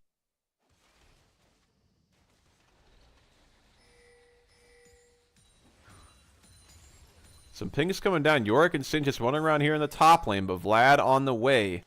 Good ward coverage by both teams. Actually, Zombie Survivors with a lot of wards into the Rabbit Hole's red side jungle, able to spot out just about anything they're doing.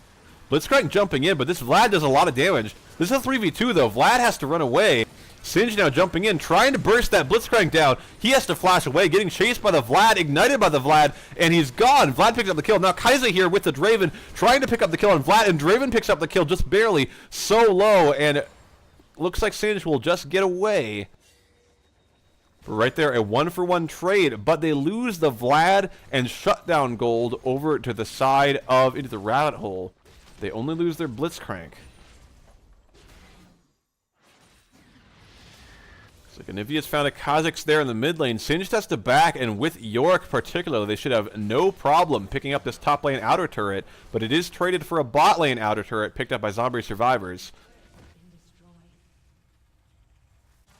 Zombie Survivors have done pretty well to try to stay into this game. I mean, they're staying even in kills. The gold team gold difference is pretty much the exact same, and they're taking a lot of good favorable matchups despite being a little bit behind. Singed taking a lot of damage here.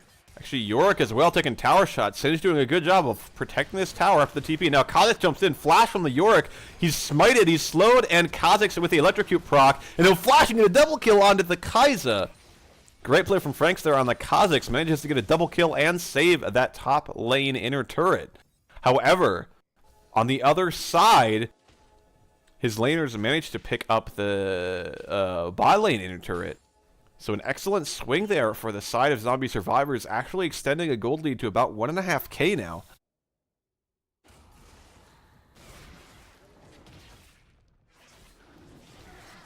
So the next dragon coming up is Cloud Dragon. Not necessarily something that... It's not really something that either team are looking for, in my opinion. Maybe a little bit more for Zombie Survivors because it helps Kha'Zix get in there. But it's not really that amazing either because they have... both teams have their initiation. Kha'Zix and Vlad will have to get out of here. They're heavily outnumbered. Stun will not land from the Anivia. Now Vlad looking to 1v5, has to pull away, but he's caught in the circle, and he's gone! Killed by 10 shilling sixpence on the Kai'Sa. So Vlad and Kha'Zix caught out there in the enemy jungle. We'll see if this gives an opening towards that Cloud Drake. It looks like that's what's on the mind of Into the Rabbit Hole. They're heading right there. Control ward down. They'll burst it down pretty quickly. Double Infernal available for him. And they'll take it easily. No smite available to contest. Interesting that Vladimir could turn into a pool of blood and still be caught by that circle that Eohdorr can throw out. Quite a interesting interaction there. Indeed.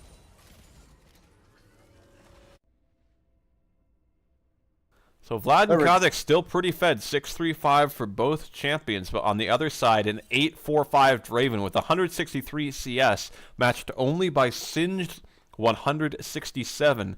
That's going to be a hard-hitting Draven, and something that Zombie Survivors could have difficulty dealing with. They have built up this gold lead still to 1.3k though. Could even be harder hitting when if they get that third Infernal. Because a third Infernal is on the way. Ooh, we'll have to see if they pick that up. Both teams will want that. I think it's incredibly important that Zombie Survivors take that away from them because it's just to keep it off of the Draven at this point. Not even... I mean, of course it is, I think, the best dragon for them, but they need to lessen the Draven's damage, and Infernal Dragon will just keep escalating that. Clearing out some vision, making sure they maintain control of that mid lane and the area around that Infernal Drake, which spawns in a few minutes. Singed continuing to just wave clear very effectively. Highest CS in the game right now. That mid lane out of turret very low. Heard about him from Vlad. Both teams looking for an engage here. A lot of damage on both sides. Everyone playing fairly safe, but Singed actually perhaps looking for a flank here. He's not spotted, and he runs right in there with the Ghost. Tark ult comes out onto 3 members of the enemy team, but now Draven on the run. And now Singed chasing him down. Draven exhausted, very low. Stun will come out. Singed with the kill. That's another kill for the Vladimir, and now Anivia passive is popped. Gonna pick up the kill. Heal comes out from the Caitlyn, and now Yorick very low. Kha'Zix has to jump away, but a double kill for the Caitlyn. And ult might get the ace at will. Triple kill for Dragon Killer's Caitlyn. That extends their gold lead to 3.5k, and they're going to pick up this mid lane, inner turret, and possibly quite a bit more. A really strong fight engage from the side of Zombie Survivors. A great team fight. Excellent flank there from Schemer on the Singed, and then the damage dealers just went to work. Singed with that Ghost just running everybody down, even with the Cloud Drake, not going to help him get away, and they're going to pick up this inhibitor turret and the inhibitor itself in the mid lane. Meanwhile, they're going to look for the inhibitor in the bot lane as well. Ooh, that's a lot of damage there from the Draven. Kha'Zix has got to be careful. They do get the inhib though, and they'll just back away.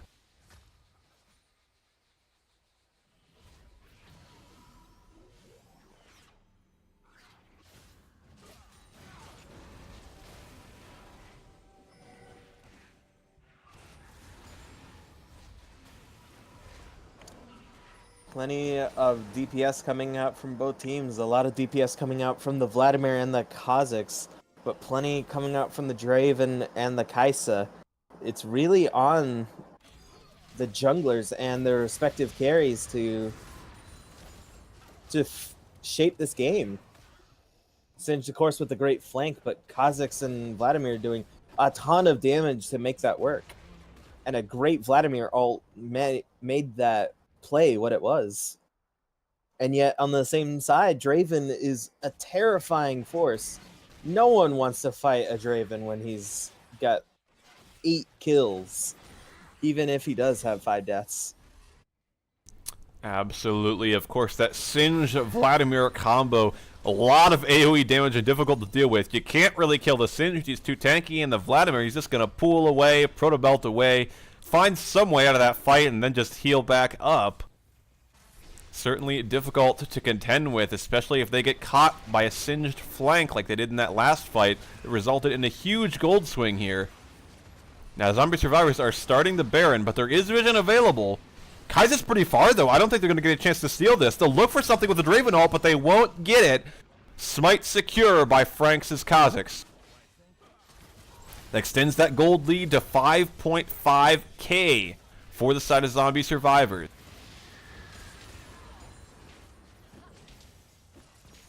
Just looking to wave clear here and actually move right into that top lane and try to siege that top lane inner turret. Pretty good minion wave there right now. A lot of casters. And a lot of minions available, but they got to be careful from the damage. Draven is right there. A little bit of poke damage down onto the Caitlyn, but they're still just sieging this turret down. Playing it safe, and now it'll just be conceded by the side of the rabbit hole as Vlad is hitting the Nexus turrets. Have to address that, but as they do, they're leaving only the Draven up against 4 people there on the top lane, and that inhibitor turret's getting hit now. Ooh, but here comes a counter engage. Hook onto the Caitlyn has to flash away. Great hook there from Girl Wolfgwen onto the Blitzcrank. And now but Vlad here is with the flank ult. Flash away from the York, but he's killed by the Caitlyn ult. And now Blitzcrank and Draven are on the defensive. Kha'Zix jumping and smites the Draven. So much damage coming out, but all health bars fairly low. Good hook onto the Vlad, but he should be okay. No pull available just yet, and he will die to the Draven who gets away. But the Ignite and the Vlad ult will kill the Blitzcrank. Only Anivia and Draven up on those Nexus turrets are falling. Only Vlad die, but Singed is very low. Now the last Nexus turret will fall. They're going to hit that Nexus. We'll see if Draven and Anivia can do anything. I don't think they can. Wall comes out, but the Nexus is going to fall. Singed will, but his team picks up the win. Zombie Survivor with the victory there over into the rabbit hole. Well played. Definitely fell behind a little bit there early, but managed to keep their heads cool and just find picks all over the other sides of the map and just keep building advantages whenever Into the Rabbit Hole started to build them in another location, and just kept themselves in the game until they finally found their golden team fight and just escalated incredibly well from that point. A great comeback. Absolutely. Very exciting to watch. A pretty bloody game overall. Some good play on both sides. I know myself, my MVP, I agree with Black Neo there in the chat. Singed would be my MVP for that game. That flank is really what sticks out to me in the game. He was just in the middle of that fight, dealing so much damage, and shout out as well to that 1v2 kill he got out of the Kaiser in the top lane. Even going down 0-2 in the lane, he maintained a huge CS lead, and managed to secure a number of turrets for his team. Overall, just something that's really didn't seem like there was much response to it. I mean, they tried to shut him down a little bit early, but it just didn't matter. He was still a huge factor throughout the game and in those team fights as well.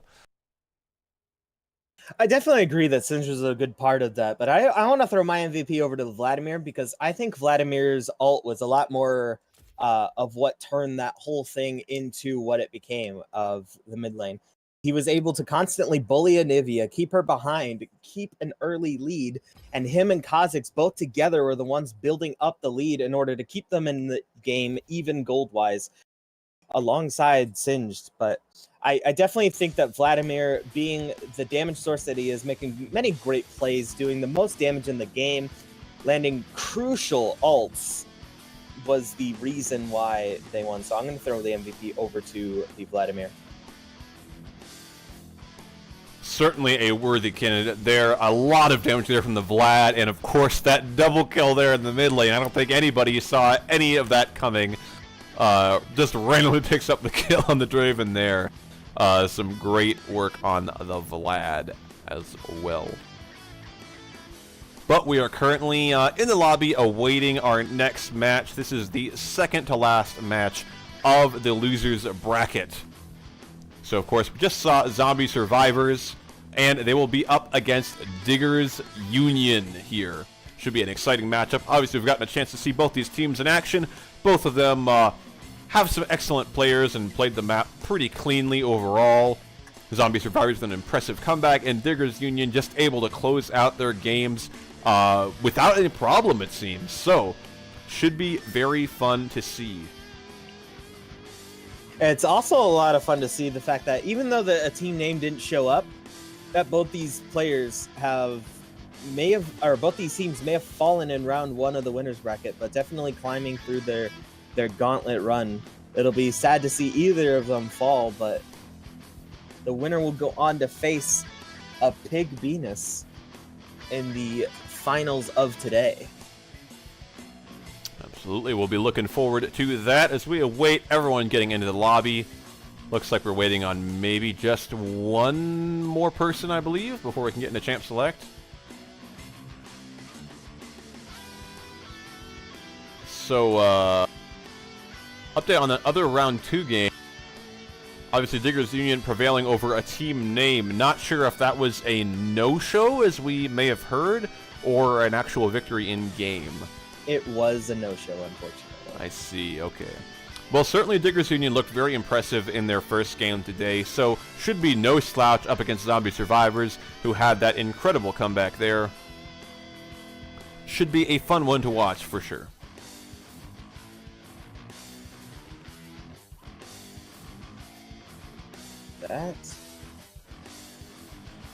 We'll just wait for them to get in the lobby. I believe that is everybody here now. Kite has just arrived. Should be into Champ Select any moment now.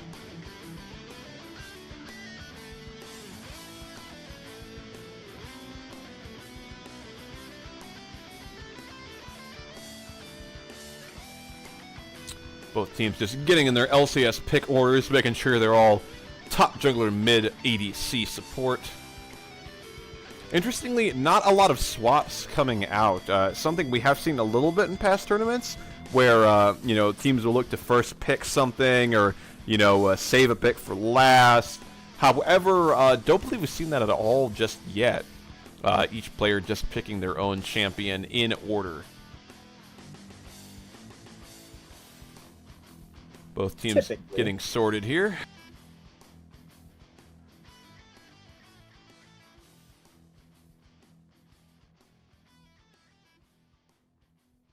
A little bit of shuffling around, but again, should be into this match shortly.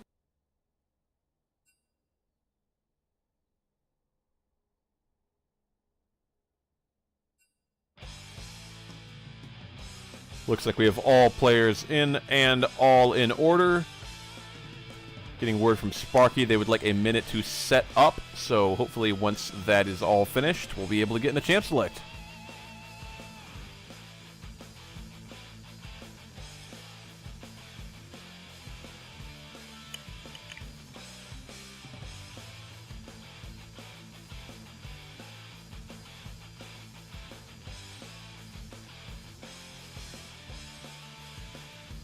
Give us 3 minutes, says Sparky. So, if he's true to his word, we should be in 2 Champion Select once the 3 minutes are up.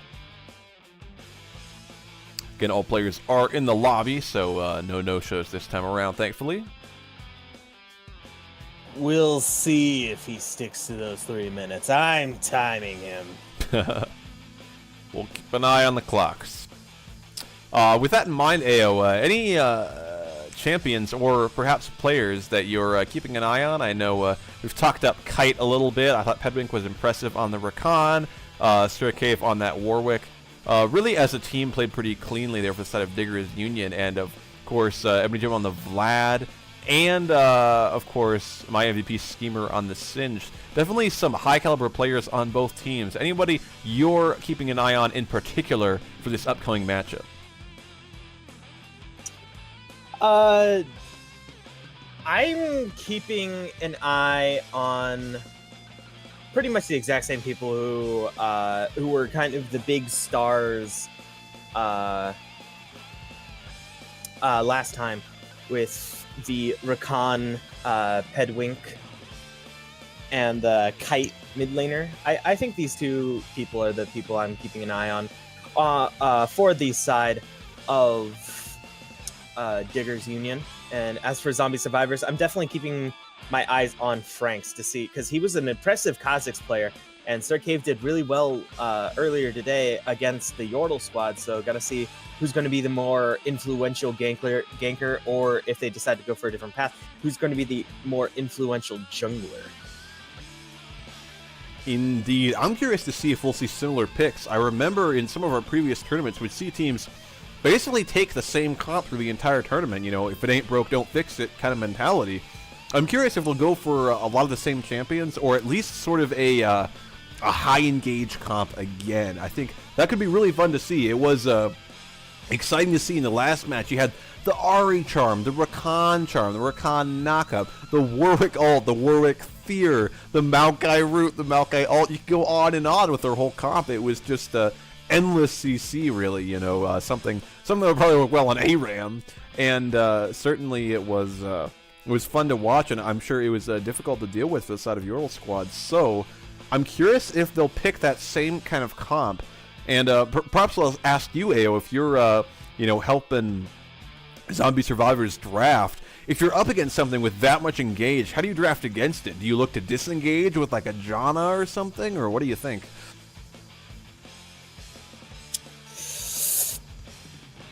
I don't think you want to pick a Janna disengaged necessarily. I think both these teams did really well with their kind of comps that built off of an early snowballing lead. Zombie Survivors surely didn't do too well during the first 10-15 minutes, I'll grant that, but definitely was keeping up in the snowballing category. So I think it's going to be which team snowballs first, because that's what both the teams have been going for, bloody bloodbaths, which often results in the first team to get a lead being the one who comes out on top. Well, we'll have to see if we have another bloodbath on our hands. We'll see if we gain any insight into that possibility as we get into Champ Select. Waiting on Digger's Union to lock in their first ban. It's going to be the Brand. So, a ban we saw last game as well. Not sure if that's a target ban in particular, but getting that Brand off the table. Won't see him in the support role or even in the mid lane. I believe it is a target ban towards Ebony Jim. Has had plenty of games played in Season 8. 18 games so far. Ooh. So I believe it's just his most comfortable ranked champion being banned away. And the Vlad taken away from him as well. A lot of target bans coming out. And Ezreal taken away by the side of Zombie Survivors along with the Blitzcrank. So perhaps not liking that Blitz that they saw in the last game. They did beat it, but still pretty annoying. Certainly Dragon Killer got pulled probably a few too many times. Sparky, same deal. So wanting to get that off the table. And Kha'Zix taken away from Franks. So banning away a lot of target picks, a lot of comfort champions from the side of Zombie Survivors. We'll see what this last ban is. Could be the Master Yi taken away from Sir Cave. Curious if that's a target man or just a champion they don't want to see. They've left Singed open, which Schemer has claimed that he is in fact a Singed main. So a comfortable pick still left open for him. Gonna see if he has to wants to pick that up. But Kite getting the Echo, definitely someone he likes to see. Yes, very impressive on the champion thus far in previous tournaments.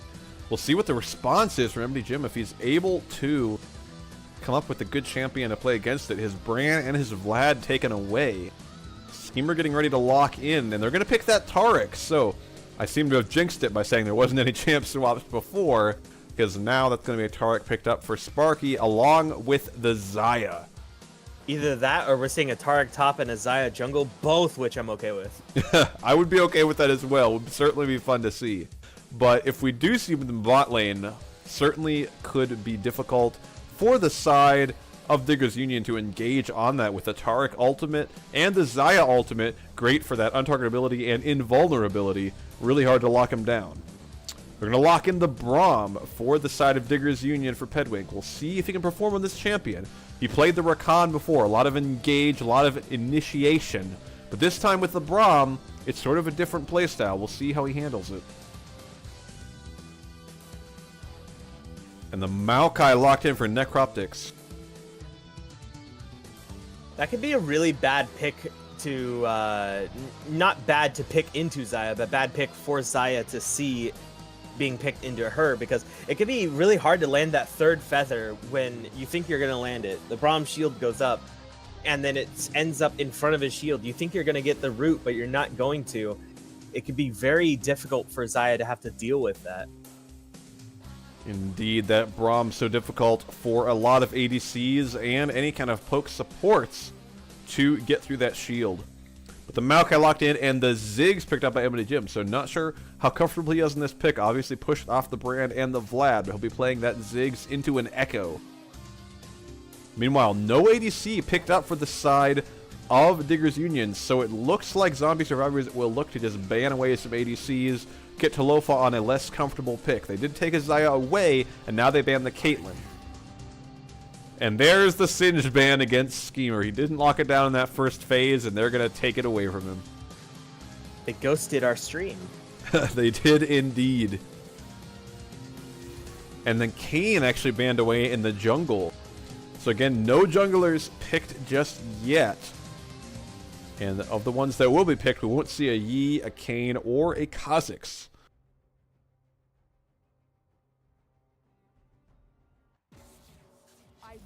And that last ban's going to be a Sejuani. Certainly a pick some people have heard me complain about.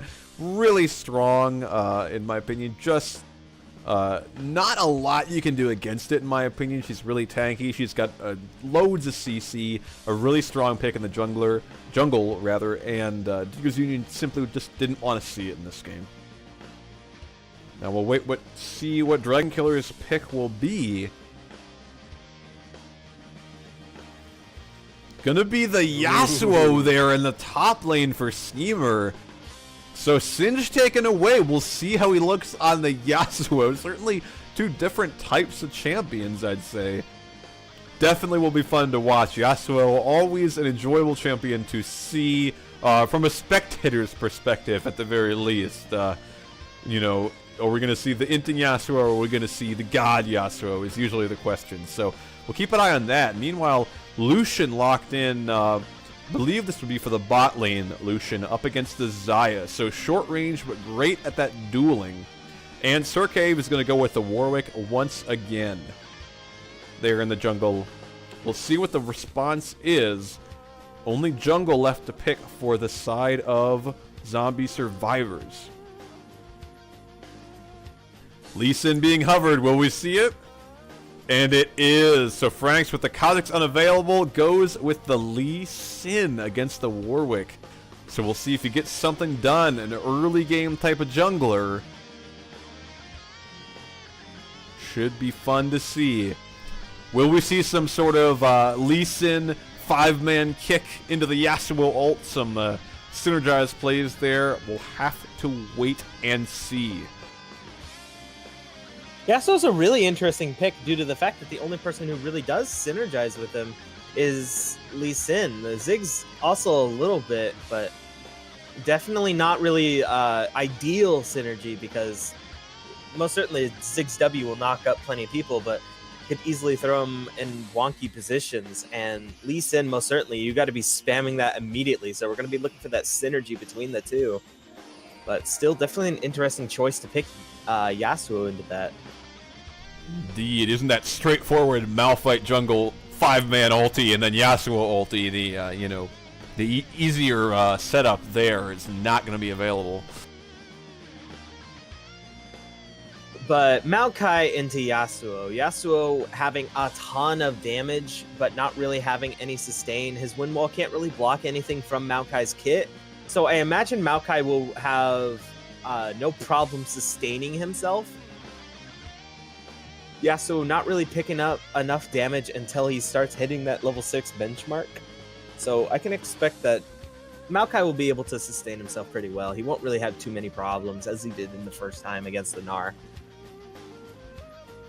Indeed, we'll have to see how he does. Of course, he did out-CS the Gnar pretty effectively with the Maokai prior. We'll see how he does against the Yasuo. And then Echo in the mid lane up against Emigem's Ziggs there. Certainly a comfort champion for Kite. Not sure about the Ziggs. Any thoughts on that matchup, Ayo? Echo is really annoying when he's able to just E in on you, throw out a Q, and you're basically stunned. So I imagine that it'll be a problem for Ziggs should he let Echo get up and close enough to E in range. It'll be a problem, especially if Zig isn't able to provide enough harass damage in return when Echo does go in for that kind of play. And knowing that Kite is very experienced on the Echo, I can only throw it out to Echo to be the one to look to for winning this lane naturally. Ziggs, of course, has plenty of wave clear. Echo also having his own wave clear as well. Ziggs may be just a bit stronger because if Echo gets too close to auto-attack the minions, he'll most likely be in Q bomb range, but still want to throw that over to the Echo. Certainly it should be fun to watch there. Of course, both these mid laners, I hesitate to say carried their teams, but certainly have looked impressive in just about every game. And now they're up against one another here in the semifinals of the losers bracket. Should be fun to watch. We talked a little bit about some of the Lee Sin synergy with the Yasuo, but I'm curious how he matches up against the Warwick. Lee Sin with that Tracker's Knife taken away, considered a little bit weaker. Meanwhile, Warwick with the Press the Attack buff and no real nerfs to his kit, considered a really strong champion. Do you think Warwick has a pretty big advantage here? I think Warwick has the edge when it comes to 1v1ing and when it comes to lane ganking. He's got a little bit stronger of a presence than Lee Sin does, but we all have seen those Lee Sins that just pop out of nowhere, somehow always manage to land those Qs, take out half your health when it seems like he should be level 2, 3, while you're the same level. You feel like you should be doing the same amount of damage at the very least, but just tears you apart, and you're left wondering, why can't my Lee Sins do this? So I don't want to leave him. I don't want to say that he's got a disadvantage, but I definitely think that it's going to rely on which junglers provide the most ganking influence. It could easily swing either way.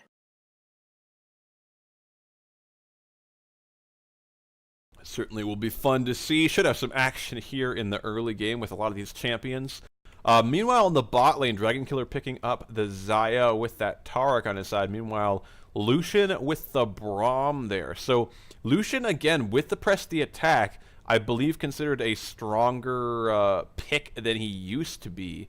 But any thoughts on that matchup there? Guardian taken by both supports as well.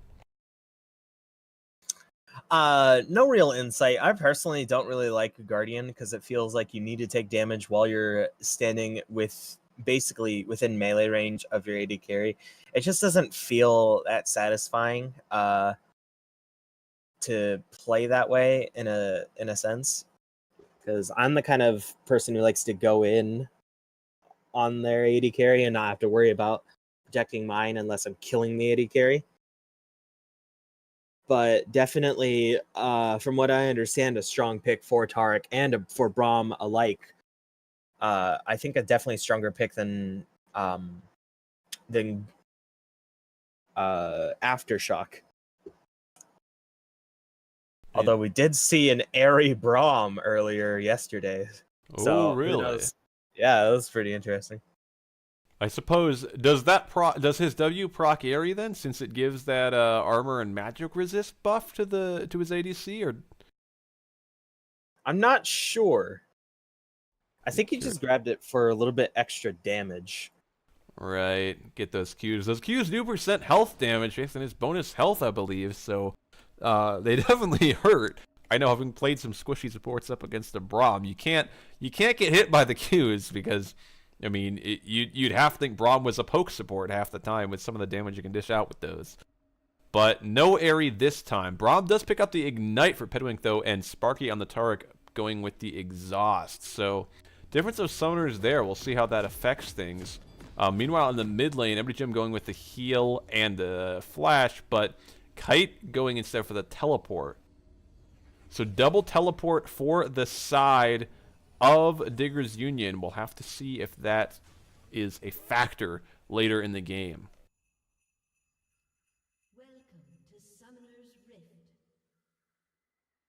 Hearing fake news from someone who's trying to feed me lies that the Braum took Airy on accident.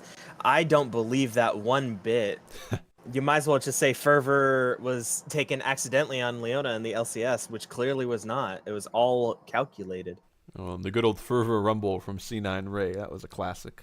Hey, if you win, it doesn't matter. Nobody can question it. Yeah. Especially if you win your lane. Exactly.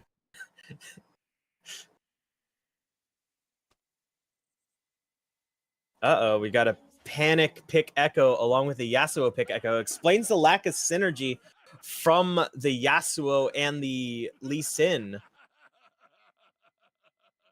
So we're gonna have to see what he can make do with it, with this accidental pick. Same with the Echo. It was an accident. It's confirmed. The Echo probably not, but the Yasuo was. Oh, really? Is he familiar with the champion at all? I feel like experienced Yasuo, there can be a big difference there between that and somebody who's quite new to it.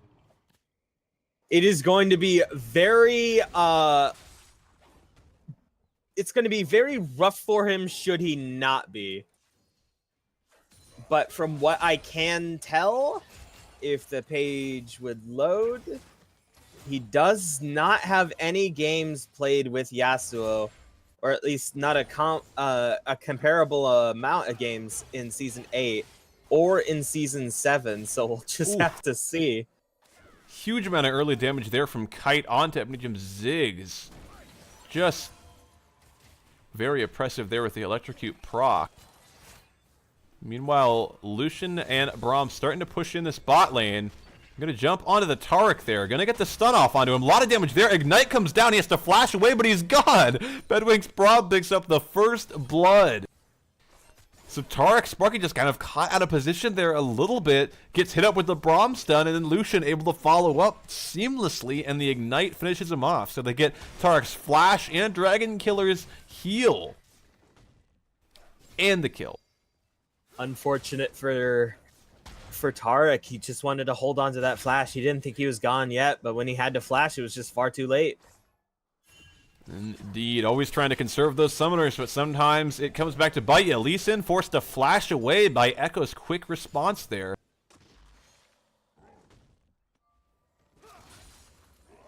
Right now, Yasuo fairly low, and Warwick coming in. He's got to be careful here. He may have to flash. He's got no way out, no minions nearby. He gets feared, he gets rooted. Immediate flash there from Schemer, though. Good respect. Unfortunate for them, the stuns were done at the same time. They weren't able to be chained, so no kill there. Indeed, they get the summoner at least. Guardian proc there in the bot lane. CS fairly even across the board. In fact, exactly even as we speak. Now, Lucian up 1. But about a little over 600 gold ahead for the side of Digger's Union. Thanks to that first blood there in the bot lane. Now going in on the Xayah, they will get the stun off, but Braum taking a little bit of damage. Unbreakable helps quite a lot. So they get some good poke damage down on the Xayah, only a little bit returned onto Braum. So far, Digger's Union bot lane looking pretty good on these champions.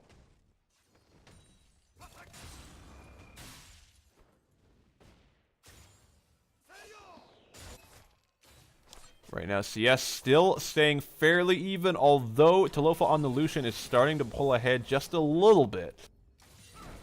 We'll see what else they can do. Jumping in, stun's going to land onto the Xayah. Great dodge from Talofa's Lucian. Actually, will not finish off that Braum stun on his Xayah, but does dodge the Taric stun.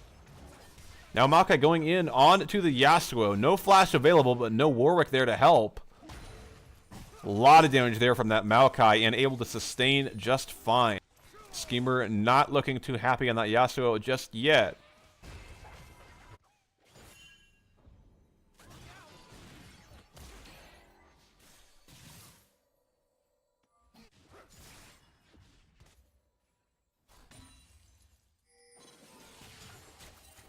Kite a little bit low here, and Lee Sin with the follow-up has not used the Q just yet. Q will miss. Great dodge from Kite. Gets the stun on Lee Sin as he flashes away. So loses the summoner, but some great dance moves there and dodges all the skill shots to live from that gank.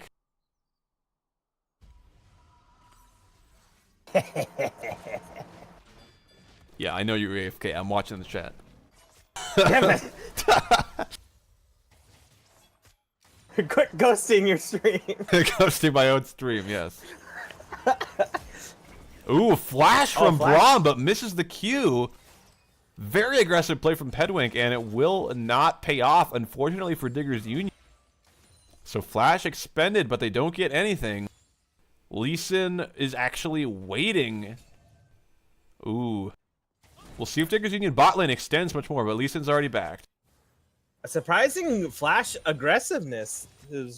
Lucian wasn't really that close to be able to engage right there, and no ult from the Braum, so curious as to what he thought he could do there. Yes, in the words of Primetime Draven, perhaps some miscommunication there. Ooh, they will get the stun onto the Taric. Maybe, no, the root from Xayah is great. Ignite goes down into Taric, but will not finish him off. So once again, 3 of 4 procs on that Braum stun is all they're going to get, and they won't get the stun or the kill.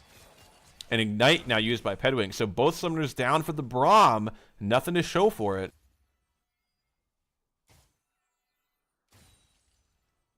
Looks good getting that first blood, but recently not able to do a whole lot. They've managed to just waylay some CS leads in that first blood into a 1,000 gold lead, but we've seen gold leads evaporate very quickly in this tourney so far. Lucian eating in aggressively. Tarkston will only hit the Braum. Now Lucian jumping in, gonna get rooted. A lot of damage from the Xayah. Tark fairly low though. Meanwhile, Yasuo getting the worst of this trade with the Maokai once again. Managing to build up a 10 CS lead. Maokai doing a little bit better than I had expected. I was certain that it would be a little bit more even than this. Indeed, perhaps that lack of experience on the Yasuo a factor. Actually, Yasuo could be gone. He has no flash available. He's got to be careful. He's running from the Maokai. Gets the Q, but he's in the wrong spot, and there's an Echo there just waiting. Oh, he's trying to run away. He's doing his best to juke. Maokai just waiting to give Echo an assist. Nope. Picks up the kill before he can get there.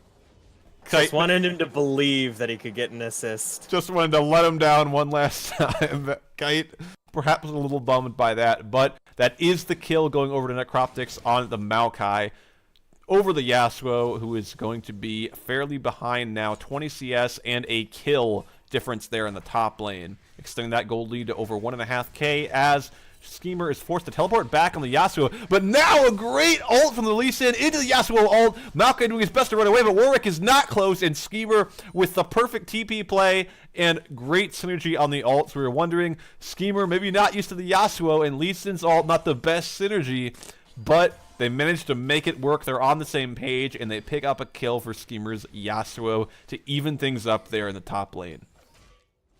Definitely well played, well executed. Oh no! Ziggs landed on the wrong side! Oh man, he flashes away, but Kite picks up the kill still. Warwick ulting, not hurts. landing. Indeed. So both summoners used by Ziggs there, and the kill picked up by Kite's Echo. 2 stacks on that Dark Seal for him. So 3-1 in kills now. Ooh, chasing down that Lee Sin. It's going to W, but Echo on the chase here. Smite from Lee Sin. He does have flash available, but he'll save it. He'll just back away. A lot of damage coming out from that Echo with the Electrocute proc here. Sir Cave happy to steal away a couple of Raptors there from Frank's Lee Sin.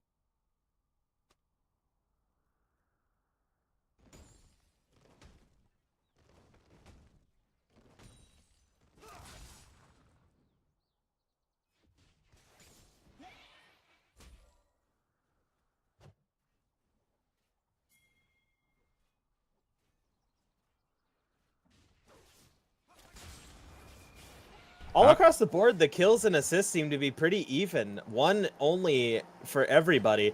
No big leads really built here. But Lee Sin maybe looking to get that mountain dragon. Not really that big of a dragon, in my opinion. Kind of what I feel like to be the weakest dragon of them all right now. But can help with the Ziggs execution and the Ziggs pushing capabilities, along with the Xayah wave clear. Perhaps they could be looking to try to get these turrets down after they get that. Could be a possibility. Some vision on that Drake for both teams right now. Maokai engaging onto the Yasuo. He's pretty low. There's no follow-up available.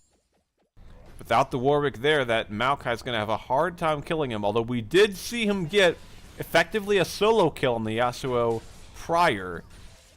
But Schemer was very low and managed to get a quick TP counter kill last time. Now Braum ult comes out, jumping onto the Xayah. Stun is going to be procced. Now Taric ult is there, and Xayah will ult in time to make sure she doesn't get finished off. But now Echo perhaps diving too deep, can't get the kill onto Ziggs. Now a flash ult from Lee Sin gets the kill onto Echo. Q will connect. He goes in on the Warwick, but this could be tough. Ziggs is there to help. Yasuo getting the worst of that trade there, but then Lee Sin still fighting with the Warwick, but ult comes out from Warwick and Lee Sin is gone. Now he's chasing the Ziggs. Flash fear on to Ebony Jim's Ziggs, but here Warwick does not have a lot of mana. I'm not sure he can do anything. Team Matt Proc will not land.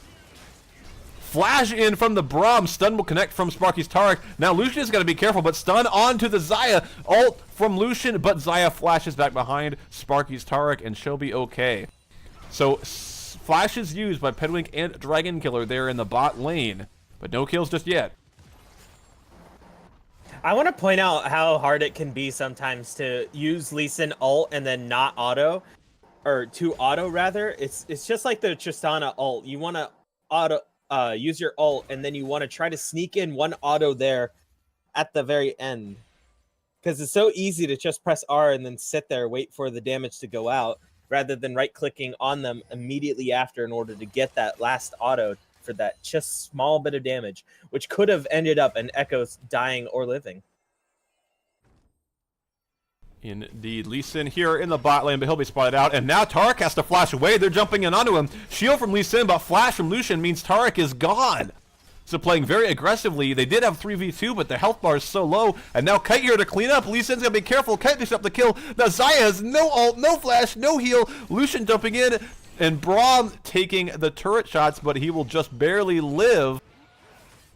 And that's a double kill for Kite. That Echo roaming down in the bot lane. Now 3-1-1. Meanwhile, on the top lane, though, Yasuo getting the worst of this trade. Gotta be careful. Another root comes out from the Maokai, and Yasuo has to flash away, and he's gone. The auto is enough. So Yasuo really getting the worst of that matchup in the top lane. That was from full health, too. Really well played. Absolutely. Necroptics looking very comfortable on the Maokai pick there. The same cannot be said for Schemer on the Yasuo, unfortunately, for zombie survivors, and they are down 5k gold. However, we did see them come back from a significant deficit in the last game. There's any team that can come back, it might just be zombie survivors. We'll see what they do now as they play from behind.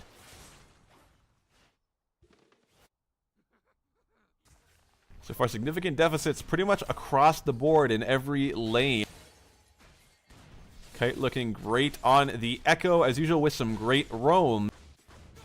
Ziggs doing his best just to wave clear. Now the Echo goes in. Ziggs doing his best. He heals, he flashes, ult will land, and Echo just has to back away. Meanwhile, Yasuo once again has to be careful of this Maokai. Lee Sin's chasing Echo. Warwick soloed the Mountain Drake meanwhile, but Lee Sin does not want to get stunned. Echo will dodge the Q there. Rolls over the wall, but now, oh, the ult, the Raptors are on Ziggs' side and block the Lucian ult, but now the Brawl ult comes out onto the Lee Sin. He'll kick Pedwink away, Q onto the Krugs, and he should be fine. Entirety of Diggers Union is on the chase, but they won't get that Lee Sin. They might get a Yasuo, though. He just E'd, and now he's completely caught out. Maokai and Braum running in. Yasuo, we'll see what he looks to do here. Perhaps hoping to get an execute. Oh, he just might. Ah, the flash, and that will be the kill. No, actually, Warwick picks up the kill, so it was the tower that killed him. but Warwick was the last one to hit him, and it was not long enough timer for the execute. No, Warwick was the one who killed Lee Sin. Oh, it was? Okay. Ooh, panic picks. Gotta wonder if Lee Sin was also a panic pick. We'll have to see. Oh, Tarek bursted down immediately, and now Warwick ults onto the Ziggs. The W will proc and help knock him away. He's still running, but he has no sums here. Ziggs ult comes out. Xayah ult is there. Echo ults away, and he'll be just fine, and Ziggs falls again. And now Xayah's got to be careful. So much damage from the Echo there. He's got no ult, but he'll just auto her to death, and she's gone. Now Yasuo has to win wall, and he's running away, ignited by Bedwink's Braum, as they pick up that top lane inner turret. This game just snowballing absolutely out of control for Diggers Union. They might look to dive on this Yasuo. He has no win wall, and he's immediately bursted down by Talofa's Lucian. So that is 14-2 in kills now. 11k gold lead. Almost out of nowhere. I think in the last few minutes, gold lead's more than doubled.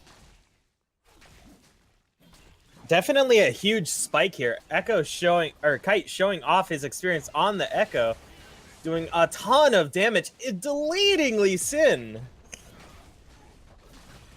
Indeed, and they'll pick up that mid lane inner turret for it, extending that gold lead to 12k. So Kite on that Echo, 6, 1, and 2. Equally impressive scores all across the map for the side of Diggers Union. Zombie Survivors not looking too good right now. Xayah still looking to just complete that first item for Dragon Killer. Does not have it yet.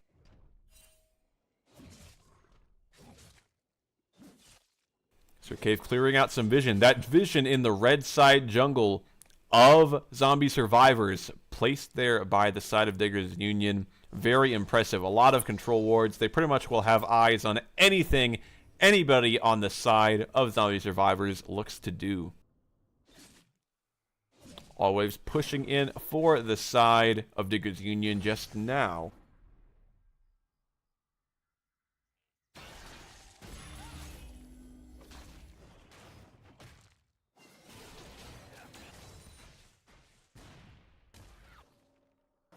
This is going to be a rough game for them to really come back through, honestly. Oh, Yasuo's going to be in trouble here as Kite picks up the kill on the Echo. Yet another kill for that Echo. 10 stacks on the Dark Seals. 7, 1, and 2. He is up 3,000 gold over his lane opponent right now. Side of Zombie Survivors don't really have a carry who's not behind by a pretty significant amount, really. There's Xayah being down by 3,000, the mid laner being down by 3,000, the top laner being down by 1.6 thousand, the jungler being down by 2,000.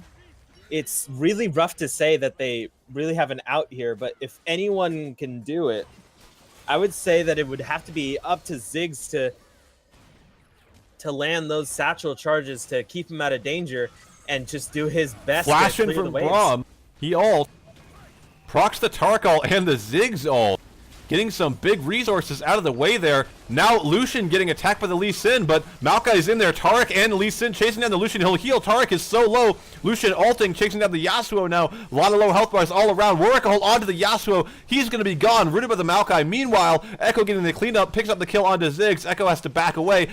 Jumps in, gets the E kill onto the Xayah. Ults back.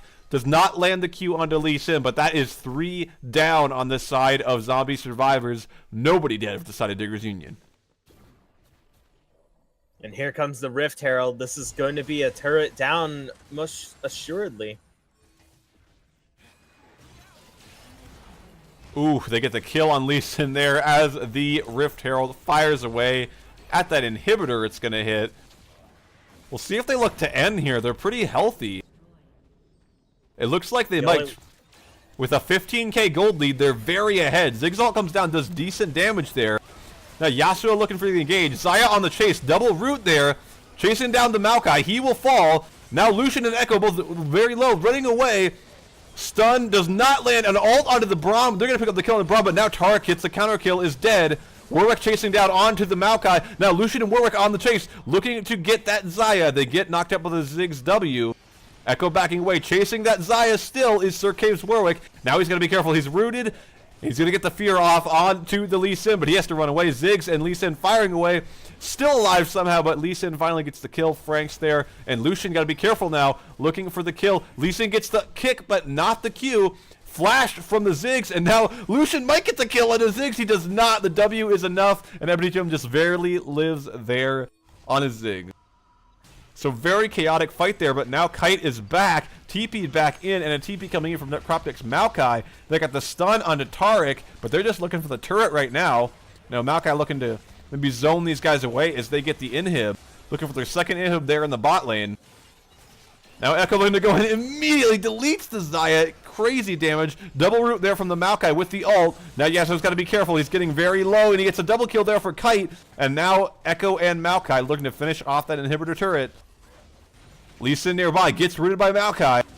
Doing just about anything they want, these two.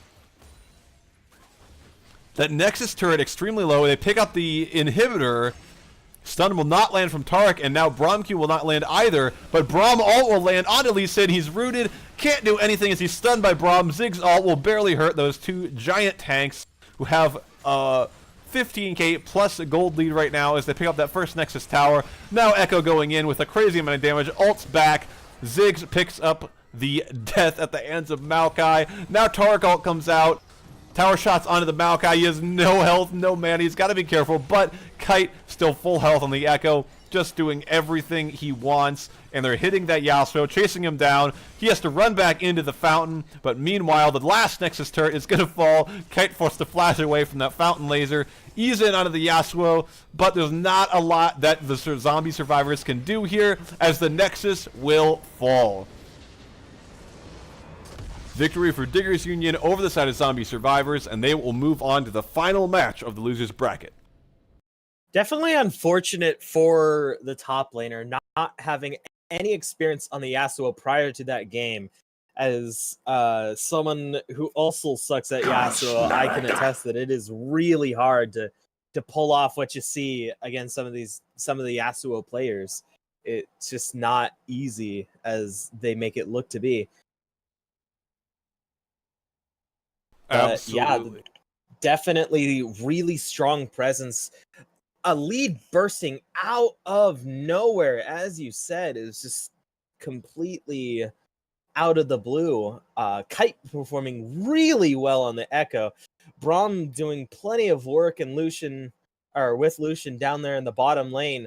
Borwick playing expertly well in terms of his ults and the ganking pressure he possessed. Maokai soloing Yasuo multiple times, building his own leads without the need of assistance. But I think a clear MVP here is, and I can't help but feel bad to point this at the Echo just because he did the most damage, but he did so much damage. He was constantly deleting people. He did so well mid lane against the Ziggs and felt like such an intimidating presence that I can't help but throw the MVP over to the Echo, over to Kite. 100% agree. You can just look at the kill participation and kill stats here and the damage. Almost 22k damage coming out there for Kite on his Echo. Pretty impressive damage from the Ziggs, actually. A lot of good Ziggs ults there, but Zombie Survivors just so behind in that game, and Kite just cleaning up those fights, as we were saying, doing pretty much whatever he wanted there in the enemy base in the last few minutes. Very impressive performance on a comfort pick for him.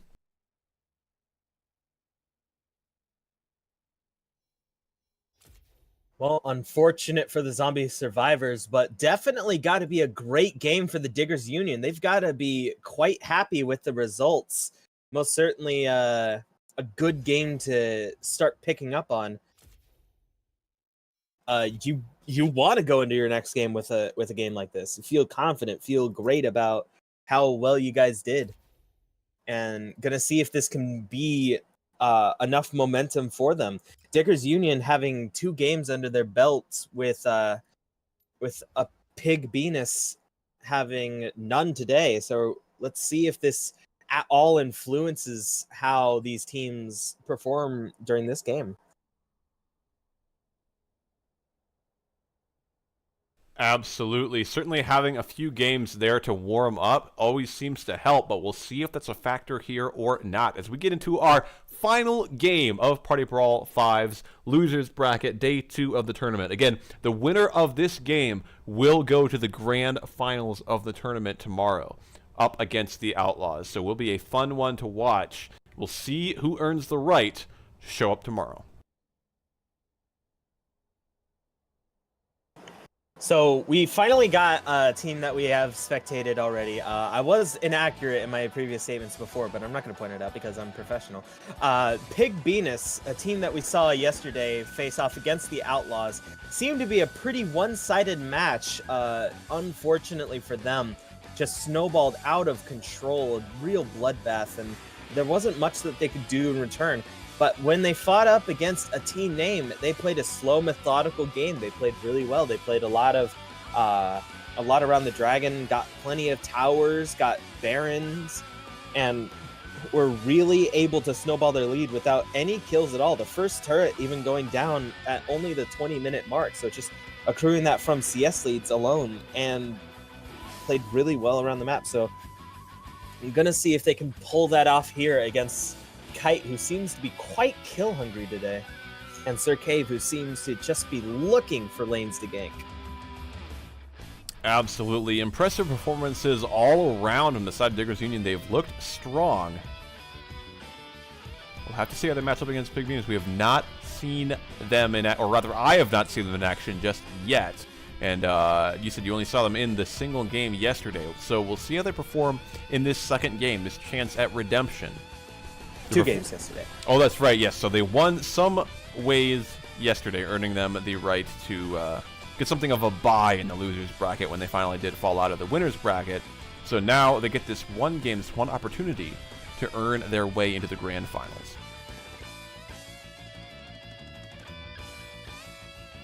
So both teams are here. We're just waiting on the ready checks. They are starting to come out now. Indeed, all players available. Ready checks coming in. Should be into Champion Select shortly. So you guys in there as soon as possible. And we are in. So again, this is the final match of the losers bracket. As we're getting to Champion Select, and the first ban comes out for the side of Diggers Union. It's gonna be Shen, taken away from Yarth Mather. Of course, a target ban there. We'll see what the response is. And the Maokai, an equally targeted ban at Necroptics there in the top lane. Played a consistent Maokai against the Gnar, played really well against the Yasuo.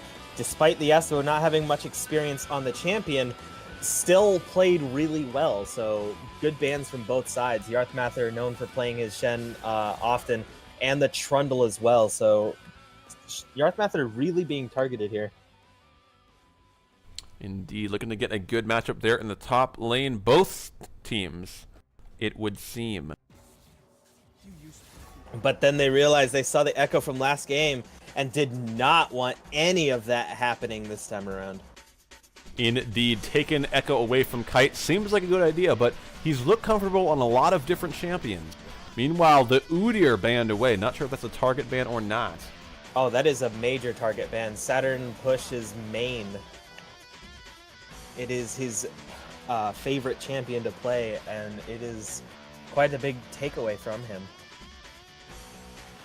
Well, we won't be seeing it today, and the Rakan locked in for Pedwig once again. He was my MVP for that first game up against the Eohdorr squad. Looked great on the Rakan, a lot of very clean engages. We'll see what the response is from the side of Pig Venus.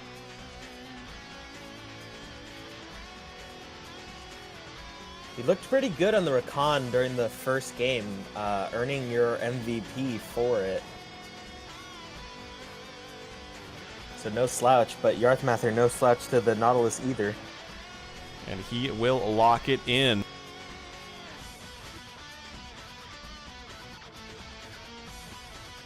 See what Pig's next pick is. It's going to be Draven. Locked in for Justin. So we saw Draven look pretty impressive in a previous game, but did not pick up the win. But certainly, if you can get ahead in that Draven, it's a very dangerous pick. We'll see what the responses are from the side of the Diggers. It's also his most played AD carry in Season 8.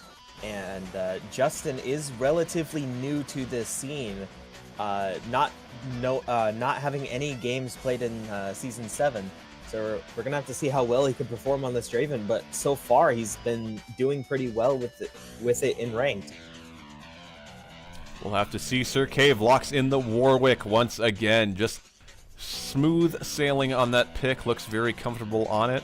And he'll pick it up once again. And the Urgot is the response in the top lane for Necroptics up against the Nautilus. Should be a fun matchup to watch there. If for some reason it bugs me whenever, like, well, it doesn't bug me too bad, but it's always like that one person that picks Urgot, and you just think, oh no, someone who's gonna go that guy. But it's always fun to see as long as you're not on the receiving end or the opposing end. Indeed, and the final pick is going to be Brand. Not sure if that's going to be Brand support or Brand in the mid lane. We'll have to see as we get into the second banning phase. Again, Ezreal taken away in that first banning phase from Talofa. See what the first ban is here. It's going to be the Xayah taken away from Talofa as well. So no Xayah Rakan synergy available now. Also seemed like a comfort pick for Talofa, and it will not be available. See what the response ban is from the side of Diggers Union. No Kha'Zix. Saturn push looked pretty good, if I remember correctly, on the Kha'Zix. Well, taken away from him there. Perhaps another target ban. Seems like that's the trend this time around. As the Ahri taken away from Kite as well. We saw him pick up the Ahri earlier today. Definitely didn't look bad, but it doesn't feel like something that Kite would normally pick. So definitely an interesting ban. Yeah, perhaps just going by the other games, but not by his ranked history, maybe. Really focusing out on Saturn push, noticing that Jax was his third played jungler, and is going to go with the Sejuani. Ooh, a strong jungle pick. We'll see if Saturn push is comfortable on it. Meanwhile, the Varus locked in for Talofa. That'll be a Varus for Khan in the bot lane. Finally, we'll have Kite's pick in the mid lane. We'll see what it is.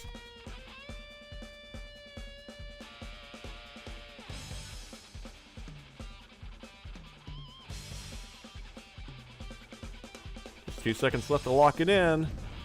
Have some discussion, and it's going to be the Galio there in the mid lane. So a pretty tanky team for the side of Diggers Union. Or the Sejuani and the Nautilus, no slouch in the tank department themselves. And it's going to be the Lulu in the bot lane, so that locks in Brand as the mid laner. Lulu supporting Justin's Draven there. So Draven Lulu up against Varus Rakan in the bot lane. Interesting combo. I think we have seen Kite take Galio in a previous tournament and do extremely well, being the carry for his team, if I recall correctly. Indeed, I do remember that. Looked very strong on the Galio. We'll see how he looks this time around. Up against the Brand, what do you make of that? Seems like Brand, if he can land those skill shots, can be very oppressive, especially with that new Leandry, as that damage is always ticking. He does do a lot of damage, especially if he lands it, but I want to throw it over to the Galio because Galio is usually just so tanky when it comes to dealing with these mid laners, and whenever Bran will go in for that W range, he'll typically be in range for Galio's own Q, and you can never underestimate Galio's Q damage. I've learned that over so many games. You don't expect it. You think, oh, it'll tickle a little bit. Sure, ha ha ha. Where did half of my health go? It is very powerful. So I want to throw it over to the Galio. But based on the fact that he took teleport, I imagine he may be looking for something down in the bot lane, maybe looking for that roaming potential. Because just like Shen, he has the ability to just jump from one lane to another. Indeed, has the ultimate and the teleport available, so a lot of global play there set up for Diggers Union. Only one teleport on the other side to counter. We'll have to see if that becomes a factor later in the game. Summoners all around looking pretty similar, though. 2 TPs in the top lane, 2 exhausts there for the supports. Soul Ignite being picked up by Night Blue on the Brand there in the mid lane. But certainly, as Eohdorr mentioned, that Galio can be very fearsome. One quick Winds of War into a Adjusted Punch, and suddenly your health bar is non-existent. So have to be careful around that champion.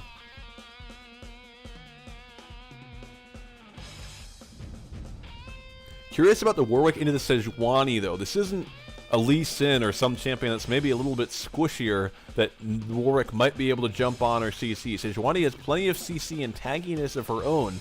Kind of curious how that matchup might play out. I imagine it'll play out just like we ended up talking a lot about in other instances. We'll probably see plenty of ganking being the biggest factor for the junglers, rather than who's going to be able to 1v1, who's going to be able to steal away the jungle. Although, interestingly enough, Cloud Dragon, pretty important on the side of Digger's Union. Not as important for the side of Pig Venus, because they have plenty of long-range engage with the Sejuani and the Nautilus. But Digger's Union, the Cloud Dragon will only help Warwick get right in there, because the more movement speed he has, I believe his ult shoots further, even with the Rakan engage, which he would love a Cloud Dragon because he's not going to be doing any kind of harass prior. So just to throw out a quick dragon that you may be looking for these teams to kind of prioritize. On the other end, definitely 100% Infernal with the Draven and the Brand. Such high damage carries. Definitely can look to see that. Absolutely. Certainly gets double synergy there with the Infernal and Brand's fire. Extra points for that. Something they'll have their eye on. I'm curious how the Urgot's going to do as well. Certainly an interesting champion there in the top lane. Not sure how he matches up against the Nautilus. I've certainly seen some Urgots carry because Urgot's got a surprising level of damage and tankiness. A good combination there. He doesn't really have too much experience on the Urgot if you look at his ranked games. Just a small amount of games played, 10 in Season 7, and none at all in Season 8. So can't tell if it's a comfort pick or not, or if it's specifically a counter pick to the Nautilus. But I would imagine that Urgot would have a great time up in the top lane because he's got such a great harass ability and the tankiness to survive the minions damaging returns. He can be so oppressive sometimes. And Nautilus, it doesn't seem like Nautilus really has that much to combat him with, other than the fact that Nautilus is so incredibly tanky that the Urgot damage may not matter enough. So may see a slight CS advantage go over to Urgot, maybe not some kills, but we'll have to see. We will indeed. As we get onto the Rift, champions loading in right now. Again, this is our final match of today. Final match of the losers bracket. Winner will advance to the grand finals tomorrow. So plenty at stake. Someone in the chat does say Necro plays Urgot sometimes. So more like Ulfald plays it every now and then, just not too often. We'll have to see how good he is on the champion. Certainly curious. Nautilus picking up those corrupting potions up against Urgot's Dorn's shield. On the bot lane, Pedrix Rakan going with the Ancient Coin, while Atako on the Lulu going with the Spell Thief's Edge. It's more aggressive poking available there with the Lulu. Definitely aggressive and painful. I believe Darius would out damage oh, Darius. see it a lot better. It doesn't look like a shoe. Did I say Darius? I meant Draven because I'm very professional. I wouldn't make a silly mistake like that. Yes, I don't believe Darius will be doing much damage in this particular game. He may not make the top 10. He may not be a factor.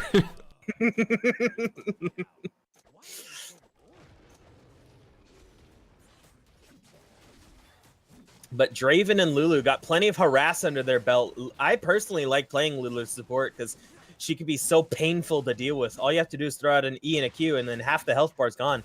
And one Draven Q auto attack, and that's just 75%. And then you're wondering how you could even begin to deal with this lane. Indeed, with that Q, those spinning axes, it's so hard to compete with how much damage those auto attacks do. We'll see how Dalofa on Varus and Pedwink on the Rakan can fare against that level of damage. Brienne getting a solid early combo there on to Kite's Galio. See us fairly even right now. Urgot up 7-1 over Garth's Nautilus at the moment. Ooh, now Varus and Rakan chasing. They have the level 2. They get the knock up onto Draven. A lot of damage there. Justin actually looking just to trade back. Exhaust comes out. Heal from the Draven proc. Exhaust from both supports, but heal used by Justin's Draven there. Certainly did not back away when engaged upon by the Varus and the Rakan. Actually just started straight up autoing the Varus and almost looking to chase him down. Ooh, but now 3 spells there from the Galio, but he gets a ton of return damage on to the Brand. Good counterattack there, but now Sejuani's in the top lane, looking to get some CC onto that Urgot. Gets stunned by the Sejuani. Still getting hammered away at by the Nautilus, but now Warwick is here to help. Q will not connect. Nautilus Q is going to be down for a little bit. That's a level 3 Warwick, level 3 Urgot. Nautilus not going to chase. He gets feared.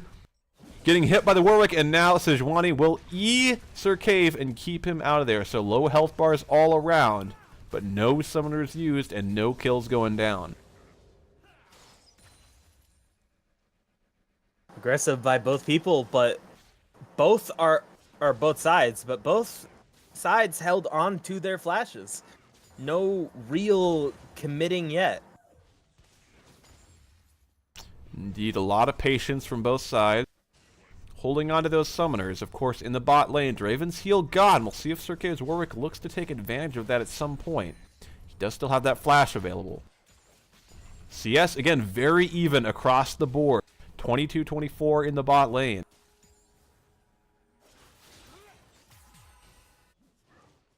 Rakan keeping Dalofa's Varus pretty healthy there. Doing those Qs and the fleet footwork.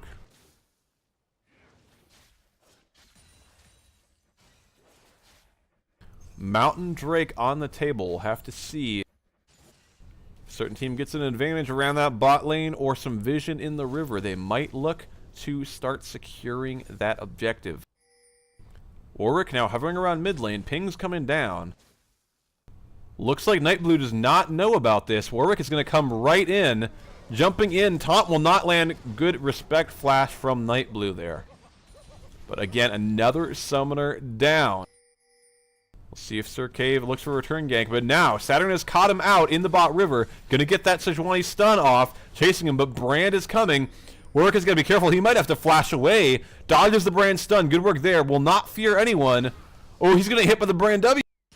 And that's going to be a kill. First blood there for Nightblue on the Brand. So Warwick, Sir Cave does not flash, but now Draven getting chased down by the Varus, who's polymorph, but still chasing the Draven. Now Lulu could be caught, but Sejuani's there to help. Now it's Digger's Union bot lane that has to be careful. They have to be on the defensive right now. All summoners available, save for the exhaust. Sejuani Qs in, jumps onto the Rakan, who will just Q over to Varus, and they'll just back away just fine. Draven very low, has got to be careful.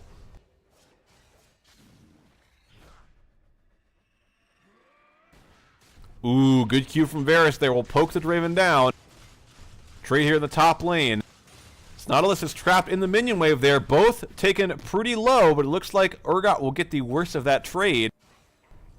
Draven low on mana and very low on health with only the flash available right now. Has got to be careful. Gold very close, just 300 gold up.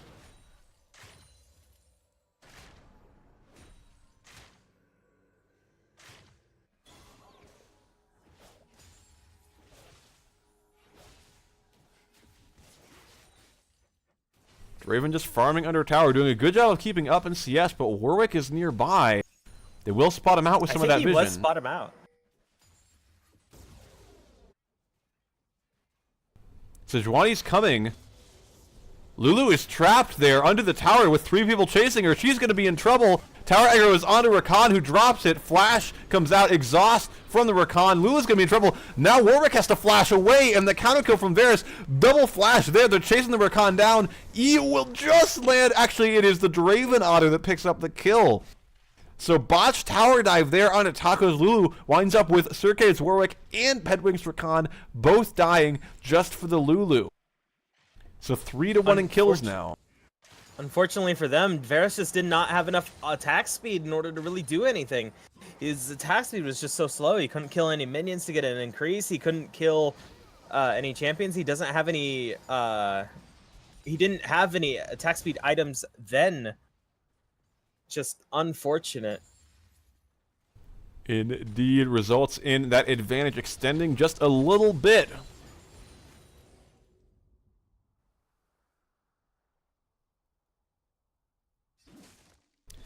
No, that Warwick now 0-2 for Sir K, not having the impact on the game he previously had. CS, a decent advantage there for Kite in the mid lane, about 10 CS up over the Brand. However, Brand with 1 kill onto the Warwick, and Draven, same deal. Down a little bit in CS at this point, 45 to 52, but does have that kill. Got to be careful that Draven getting fed can be very fearsome to deal with.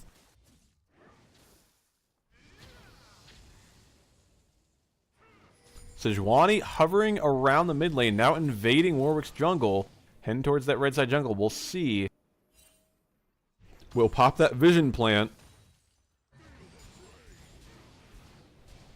Night Blue has no flash, but now Kite could be caught here. He'll just punch away, and he should be fine.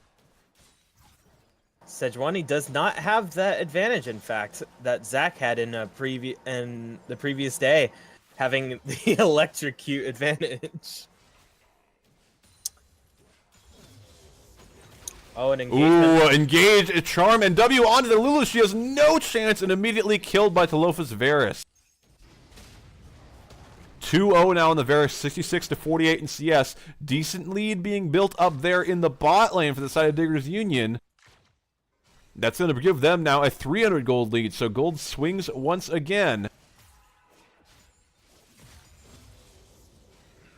Varus starting to get that attack speed.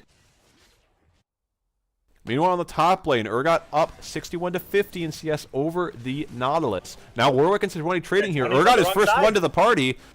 She's going to be caught. She's going to be hit by the Galio, and then Taunt is going to come out, and Galio gets the kill. Brandol is there, actually flashed from the Urgot. They're chasing the Brand down. He's going to be in trouble here. He does not have the flash available just yet, but not enough damage, and the ult comes out from the Urgot, and that will get the kill. Meanwhile, the Warwick is getting hit by the Nautilus. He will flash, but the taunt comes out from Galio and the flash himself, and now they're chasing the Nautilus. He could be in trouble here. Galio and Urgot getting down Gareth's Nautilus, and he is dropping, and he will fall. So Kite picks up 2 kills on the Galio there. Now 2-0-1. Meanwhile, Circade's Warwick managed to get 2 assists and escape with his life this time. So a big gold swing, now 1.3k up for the side of Diggers Union.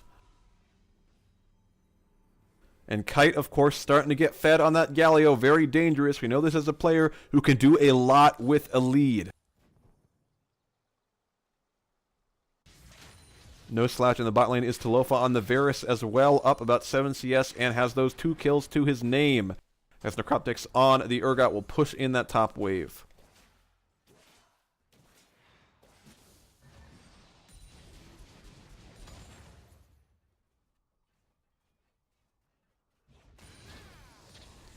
Continuing just to trade a little bit there in the mid lane. Brand stun will land, but that Rod of Ages keeps the Galio fairly healthy, as do the double buffs, which he happened to acquire from Saturn Sejuani, who is now heading towards the bot lane. Good Varus ulti will completely stop that gank. Not too short of a cooldown right now. We'll see if Sejuani looks to perhaps take advantage of that, but she'll have to return very quickly if she does. All Summoners still available for the side of Diggers Union's bot lane, though. Going to be very difficult to secure any kills this time. We're not getting the worst of that trade there in the top lane. Both junglers hovering around that mountain right now. Sejuani heading back bot. Varus ulti not available now, but both summoners available and won't get any. As TP coming out, flash from the Rakan, but a good ulti from Sejuani neutralizes Kite, who will now jump onto the Lulu. Split focus there, but now Sejuani could be in trouble. She's going to have to queue away, but Brand is there to help. Now Warwick might have to be careful. Stun onto the Rakan. Galio ult comes out. Great fight there in the bot river as Urgot's getting the worst of this trade here. He'll throw Nautilus and make him take a tower shot as everyone just backs away in that bot river fight. So a couple of flashes expended, but the ulti, wow, just right in the threshold, he manages to barely get the kill onto Garth's Nautilus. So looked like a good trade for Nautilus initially, but that Urgot execute, oof, just so tough to deal with. And now 2-0-2 for the Urgot. Meanwhile, Galio jumping on Brand in the mid lane, don't think he can get the kill, but a lot of poke damage available. Again, no flash for that Brand. He flashed in that bot river fight.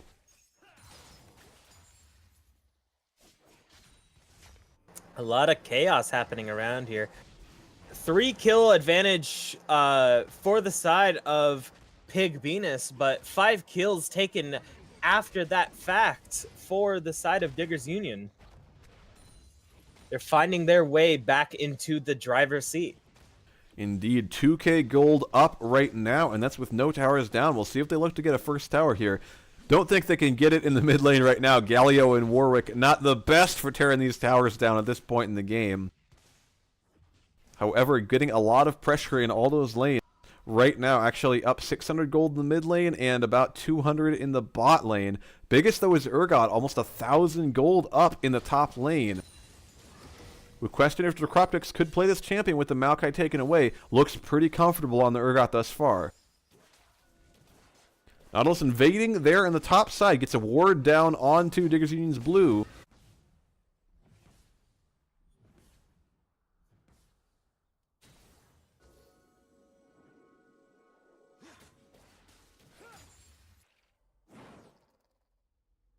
Still no control over the dragon quite yet.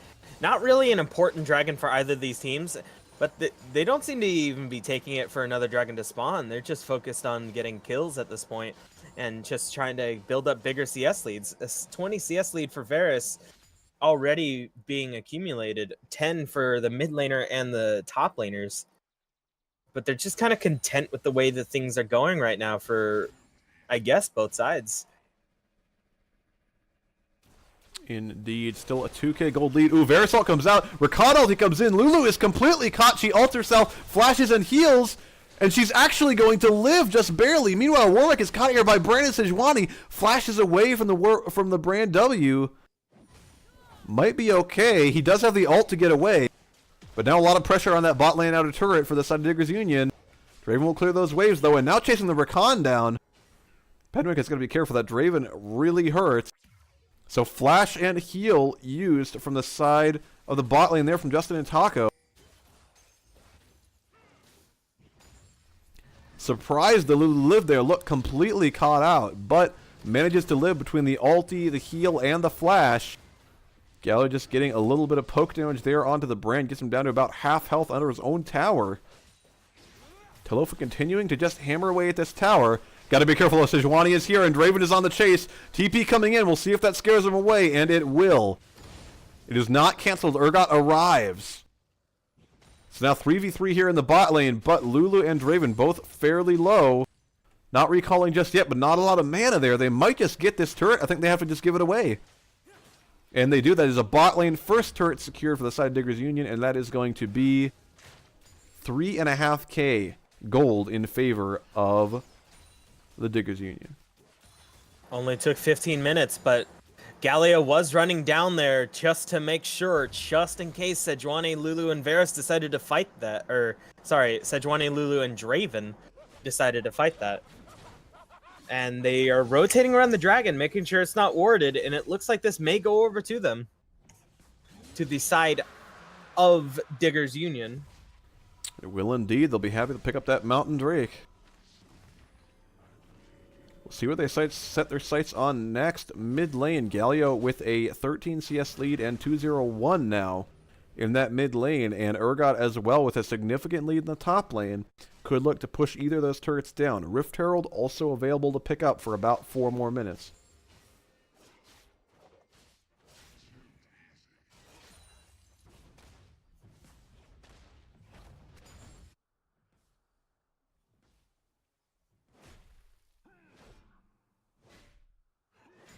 Everyone recalling and picking up some items right now. Galio already with that Rod of Ages with 6 stacks on it. Urgot has the Black Cleaver. Nautilus still without a full item just yet. Same for Draven as Varus. Talofa has got that Rage Blade and a recurve bow.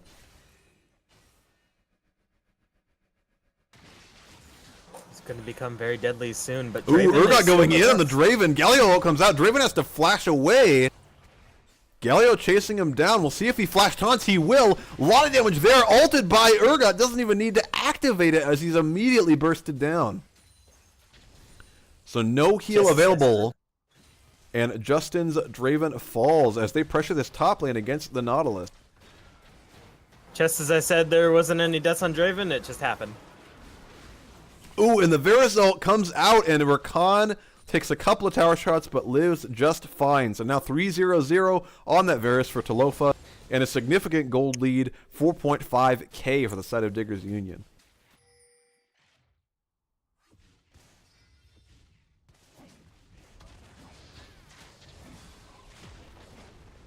Diggers Union is finally starting to knock down these turrets. Is really looking hungry for that grand final. They get that mid lane outer turret, now pressuring the top lane. It's less than half health. Hungry for the final indeed. 5k gold lead plus. We'll have to see if we have a comeback in store. So far, they've been closing it out pretty cleanly after a difficult early game where Sircave struggled somewhat. Now doing pretty well in that Warwick as Sejuani has to flash away. Saturn in trouble, but his team is here. Warwick is hungry, but he doesn't want a 1v3.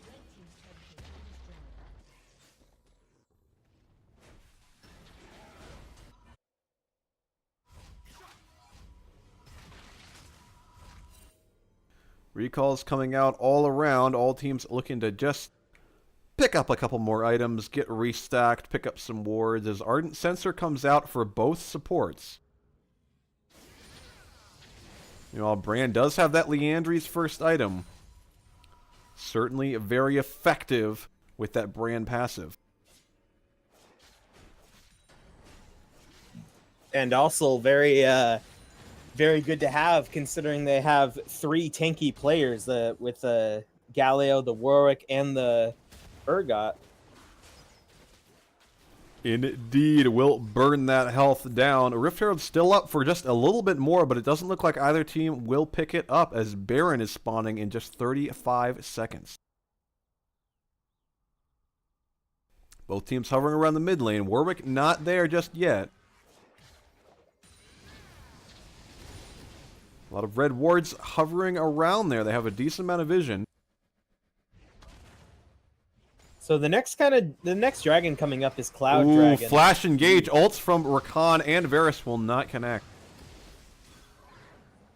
They were looking very hungry, but they don't really have much engage after those have been burned.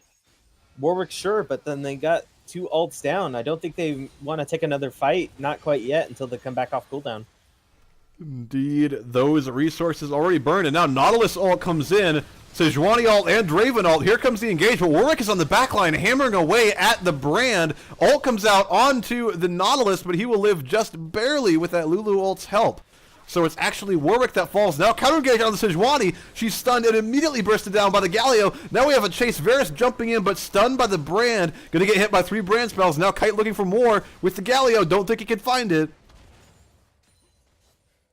It's going to be a 1-for-1, both teams trading junglers. However, it looks like Diggers Union have the inside track onto this turret.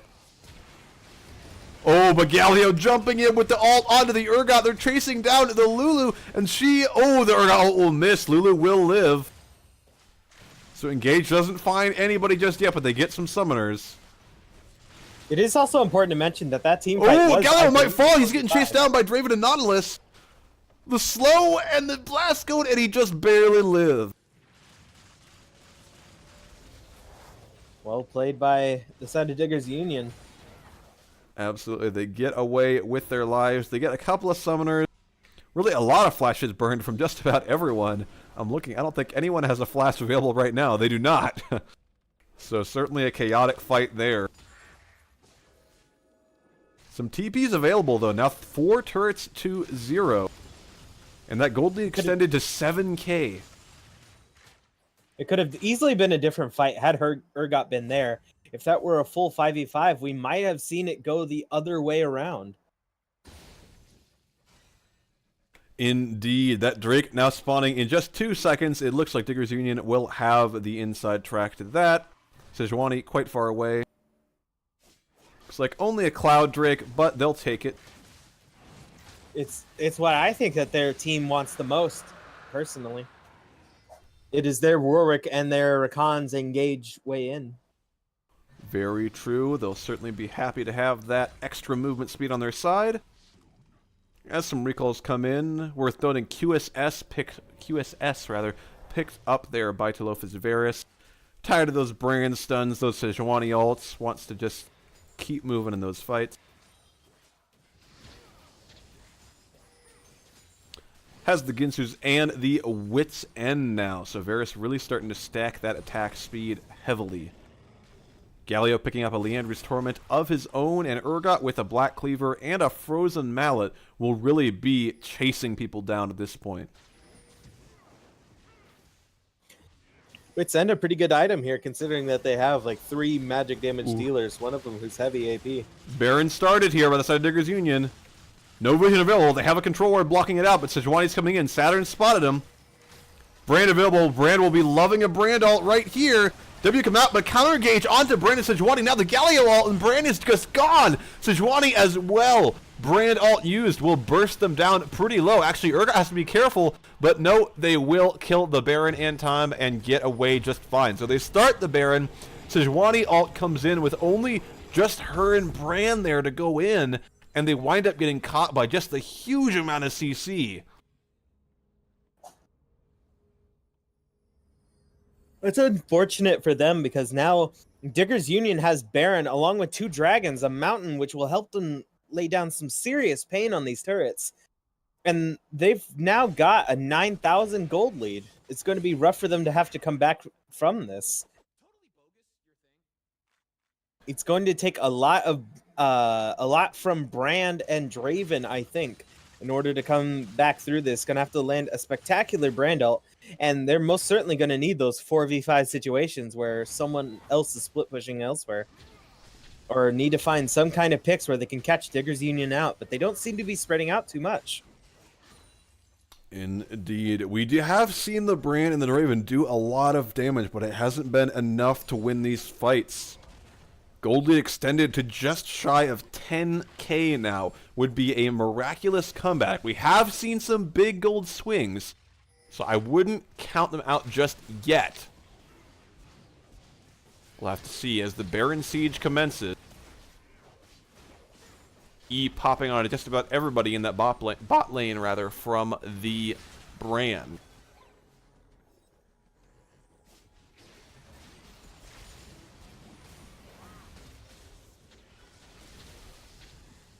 The siege is just so brutal. The minions take so much just to kill, and oh, engage on the Brand. He's caught. He's completely got it. Now Sejuani gets exhausted. Flash shot from the Galio. The Urgot ult comes out and will kill the Sejuani, and now the chase onto the Draven, who's very low. Warwick is caught under tower, though he will fall. Stack onto Draven, but Nautilus falls in return. A 3-4-1, and now Diggers Union will pressure that bot lane inhibitor turret. They have that single cannon minion firing away. Rakan dancing, cheering it on as they start hammering away at this inhibitor turret. Gold lead extended now to 12K, almost insurmountable, you have to assume, as they pick up that inhibitor, but they'll be happy to just back away. Maybe look for that mid lane inner turret at this point.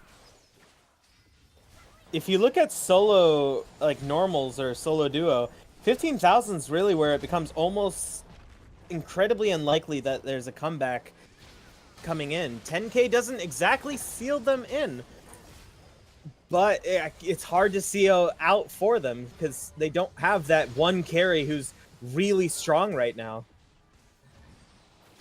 Indeed, just a lot of gold lead. Oh, Rakan engage will not land. Urgot tanking the tower, but they will pick it up. Eyeing that inhibitor now. Brand ult available on a lot of low health bars on the side of Diggers Union. We'll see if it can land a good one. Just doing their best to clear those Baron minions, having a hard time of it, as that Baron Cannon minion just fires away, but Diggers Union will just back away with that. Their gold lead now extended to 13k plus. Poor Cannon minion. He must have felt so betrayed. Just turns around and finds the entire champion line gone and just left alone to his own devices. Forever alone indeed. Ooh, but a great catch there, and Sejuani will be caught, but now Rakan will actually get away after the Sejuani ult, so a trade of ultimates there. Actually, Draven is rooted, and Varus is now hitting him. He could be in trouble as the Warwick ult comes in, chasing onto the Draven, who gets Lulu ulted, but a great blast cone, and Draven falls to the Varus. Now Nautilus is in the wrong spot. He's surrounded by 4 members of Diggers Union, and they're going to fall. And that is a double kill for the Varus. And they're now going to pressure this top lane, it looks like. Actually, Kite's Galio rotating to mid. So they're going to start hitting this turret. Ooh, chasing the Sejuani now. She's feared and caught by the Urgot, and Sir Cave's Warwick picks up the kill. They're going to grab that turret and the inhib. Looks like they're looking for triple inhib right now. And the flash engage from the Rakan onto the Brand, and he is bursted down immediately. Urgot with the kill. Brand all will burn Rakan very low, but he will survive. As only Taco's Lulu is left to protect a single Nexus turret. Draven spawns now doing his best to fire away at that Galio, but just can't do the damage. And they're now hitting the Nexus. You have to assume there's not a lot Draven can do. Flashes coming out all around as the Nexus explodes. And that means Diggers Union prevails in the losers bracket and will advance to the grand finals tomorrow. Fighting through almost the entire gauntlet with one team or a team name unfortunately not showing up, but nonetheless, well done from them. Some impressive games. Galio being pretty strong of a choice. Warwick actually not being too much of a big factor here this time around. So I definitely gotta say, I want to throw the MVP for this round. I think I gotta go and pick the unpopular decision this time and go with Rakan. He did a lot of amazing engages. Flash and Q, or no, I think it's his W that's the knockup. Flashed and W'd and caught so many people out, diving so many turrets, having such a high kill participation. Matched only by Varus, I believe. Yeah, matched only by Varus. Definitely a huge supportive factor for their team, and got Varus easily his lead. Indeed. Looking at the vision score as well. Very impressive there. 54 vision score to Taka's Lulu is only 21. So really helping his team secure those objectives and creep that vision into the enemy jungle. Great job from Penwick there on the Rakan once again. Me personally, I'm actually going to give my MVP to Talofa on the Varus, his lane counterpart. I thought he had a lot of great Varus ultis there, really dishing out the damage, and did a great job there in the bot lane. Shout out to Necroptics on the Urgot in the top lane, though. Got a big lead there, and I think was a big reason why his team was able to kind of snowball that lead and take a lot of towers because of his ability to roam and his pressure in that top lane, too. But overall, the entire team played extremely well, so congratulations to them on their advancing to the grand finals tomorrow. So congratulations to Diggers Union. Indeed, some great games coming out from all these teams. Really well done. Well done indeed. Absolutely. Well, with that, not sure if you have anything else you want to throw out there, Ao, but that is the last game of the day for us. Unfortunately, coverage will resume tomorrow at 6:30 Eastern Time. Any closing messages, Ao, before we log off for the day? Remember to ban Evelyn. We did see an Evelyn ban once this tournament, at least, or once today, rather, so... It is true. Sir Cave did a great job in executing the only ban that matters. Unfortunately, denied me from being a fan, so I'm not allowed to be a Cave fan. Well, perhaps the Evelyn ban brought Diggers Union the good luck they needed, because it brought them a number of wins, and they already advance to the grand finals tomorrow of Party Brawl 5. So be sure to tune in tomorrow at 6:30 Eastern Time. Me and Ao will be back to cast the grand finals up against the Outlaws, who prevailed yesterday in the winners bracket. should be an excellent matchup. And thank you guys for watching. Thank you, Becky, and the Party People server for organizing this tournament and having us as casters. And thank you to all the players for participating. It's been a lot of fun. Looking forward to tomorrow. We will see you then.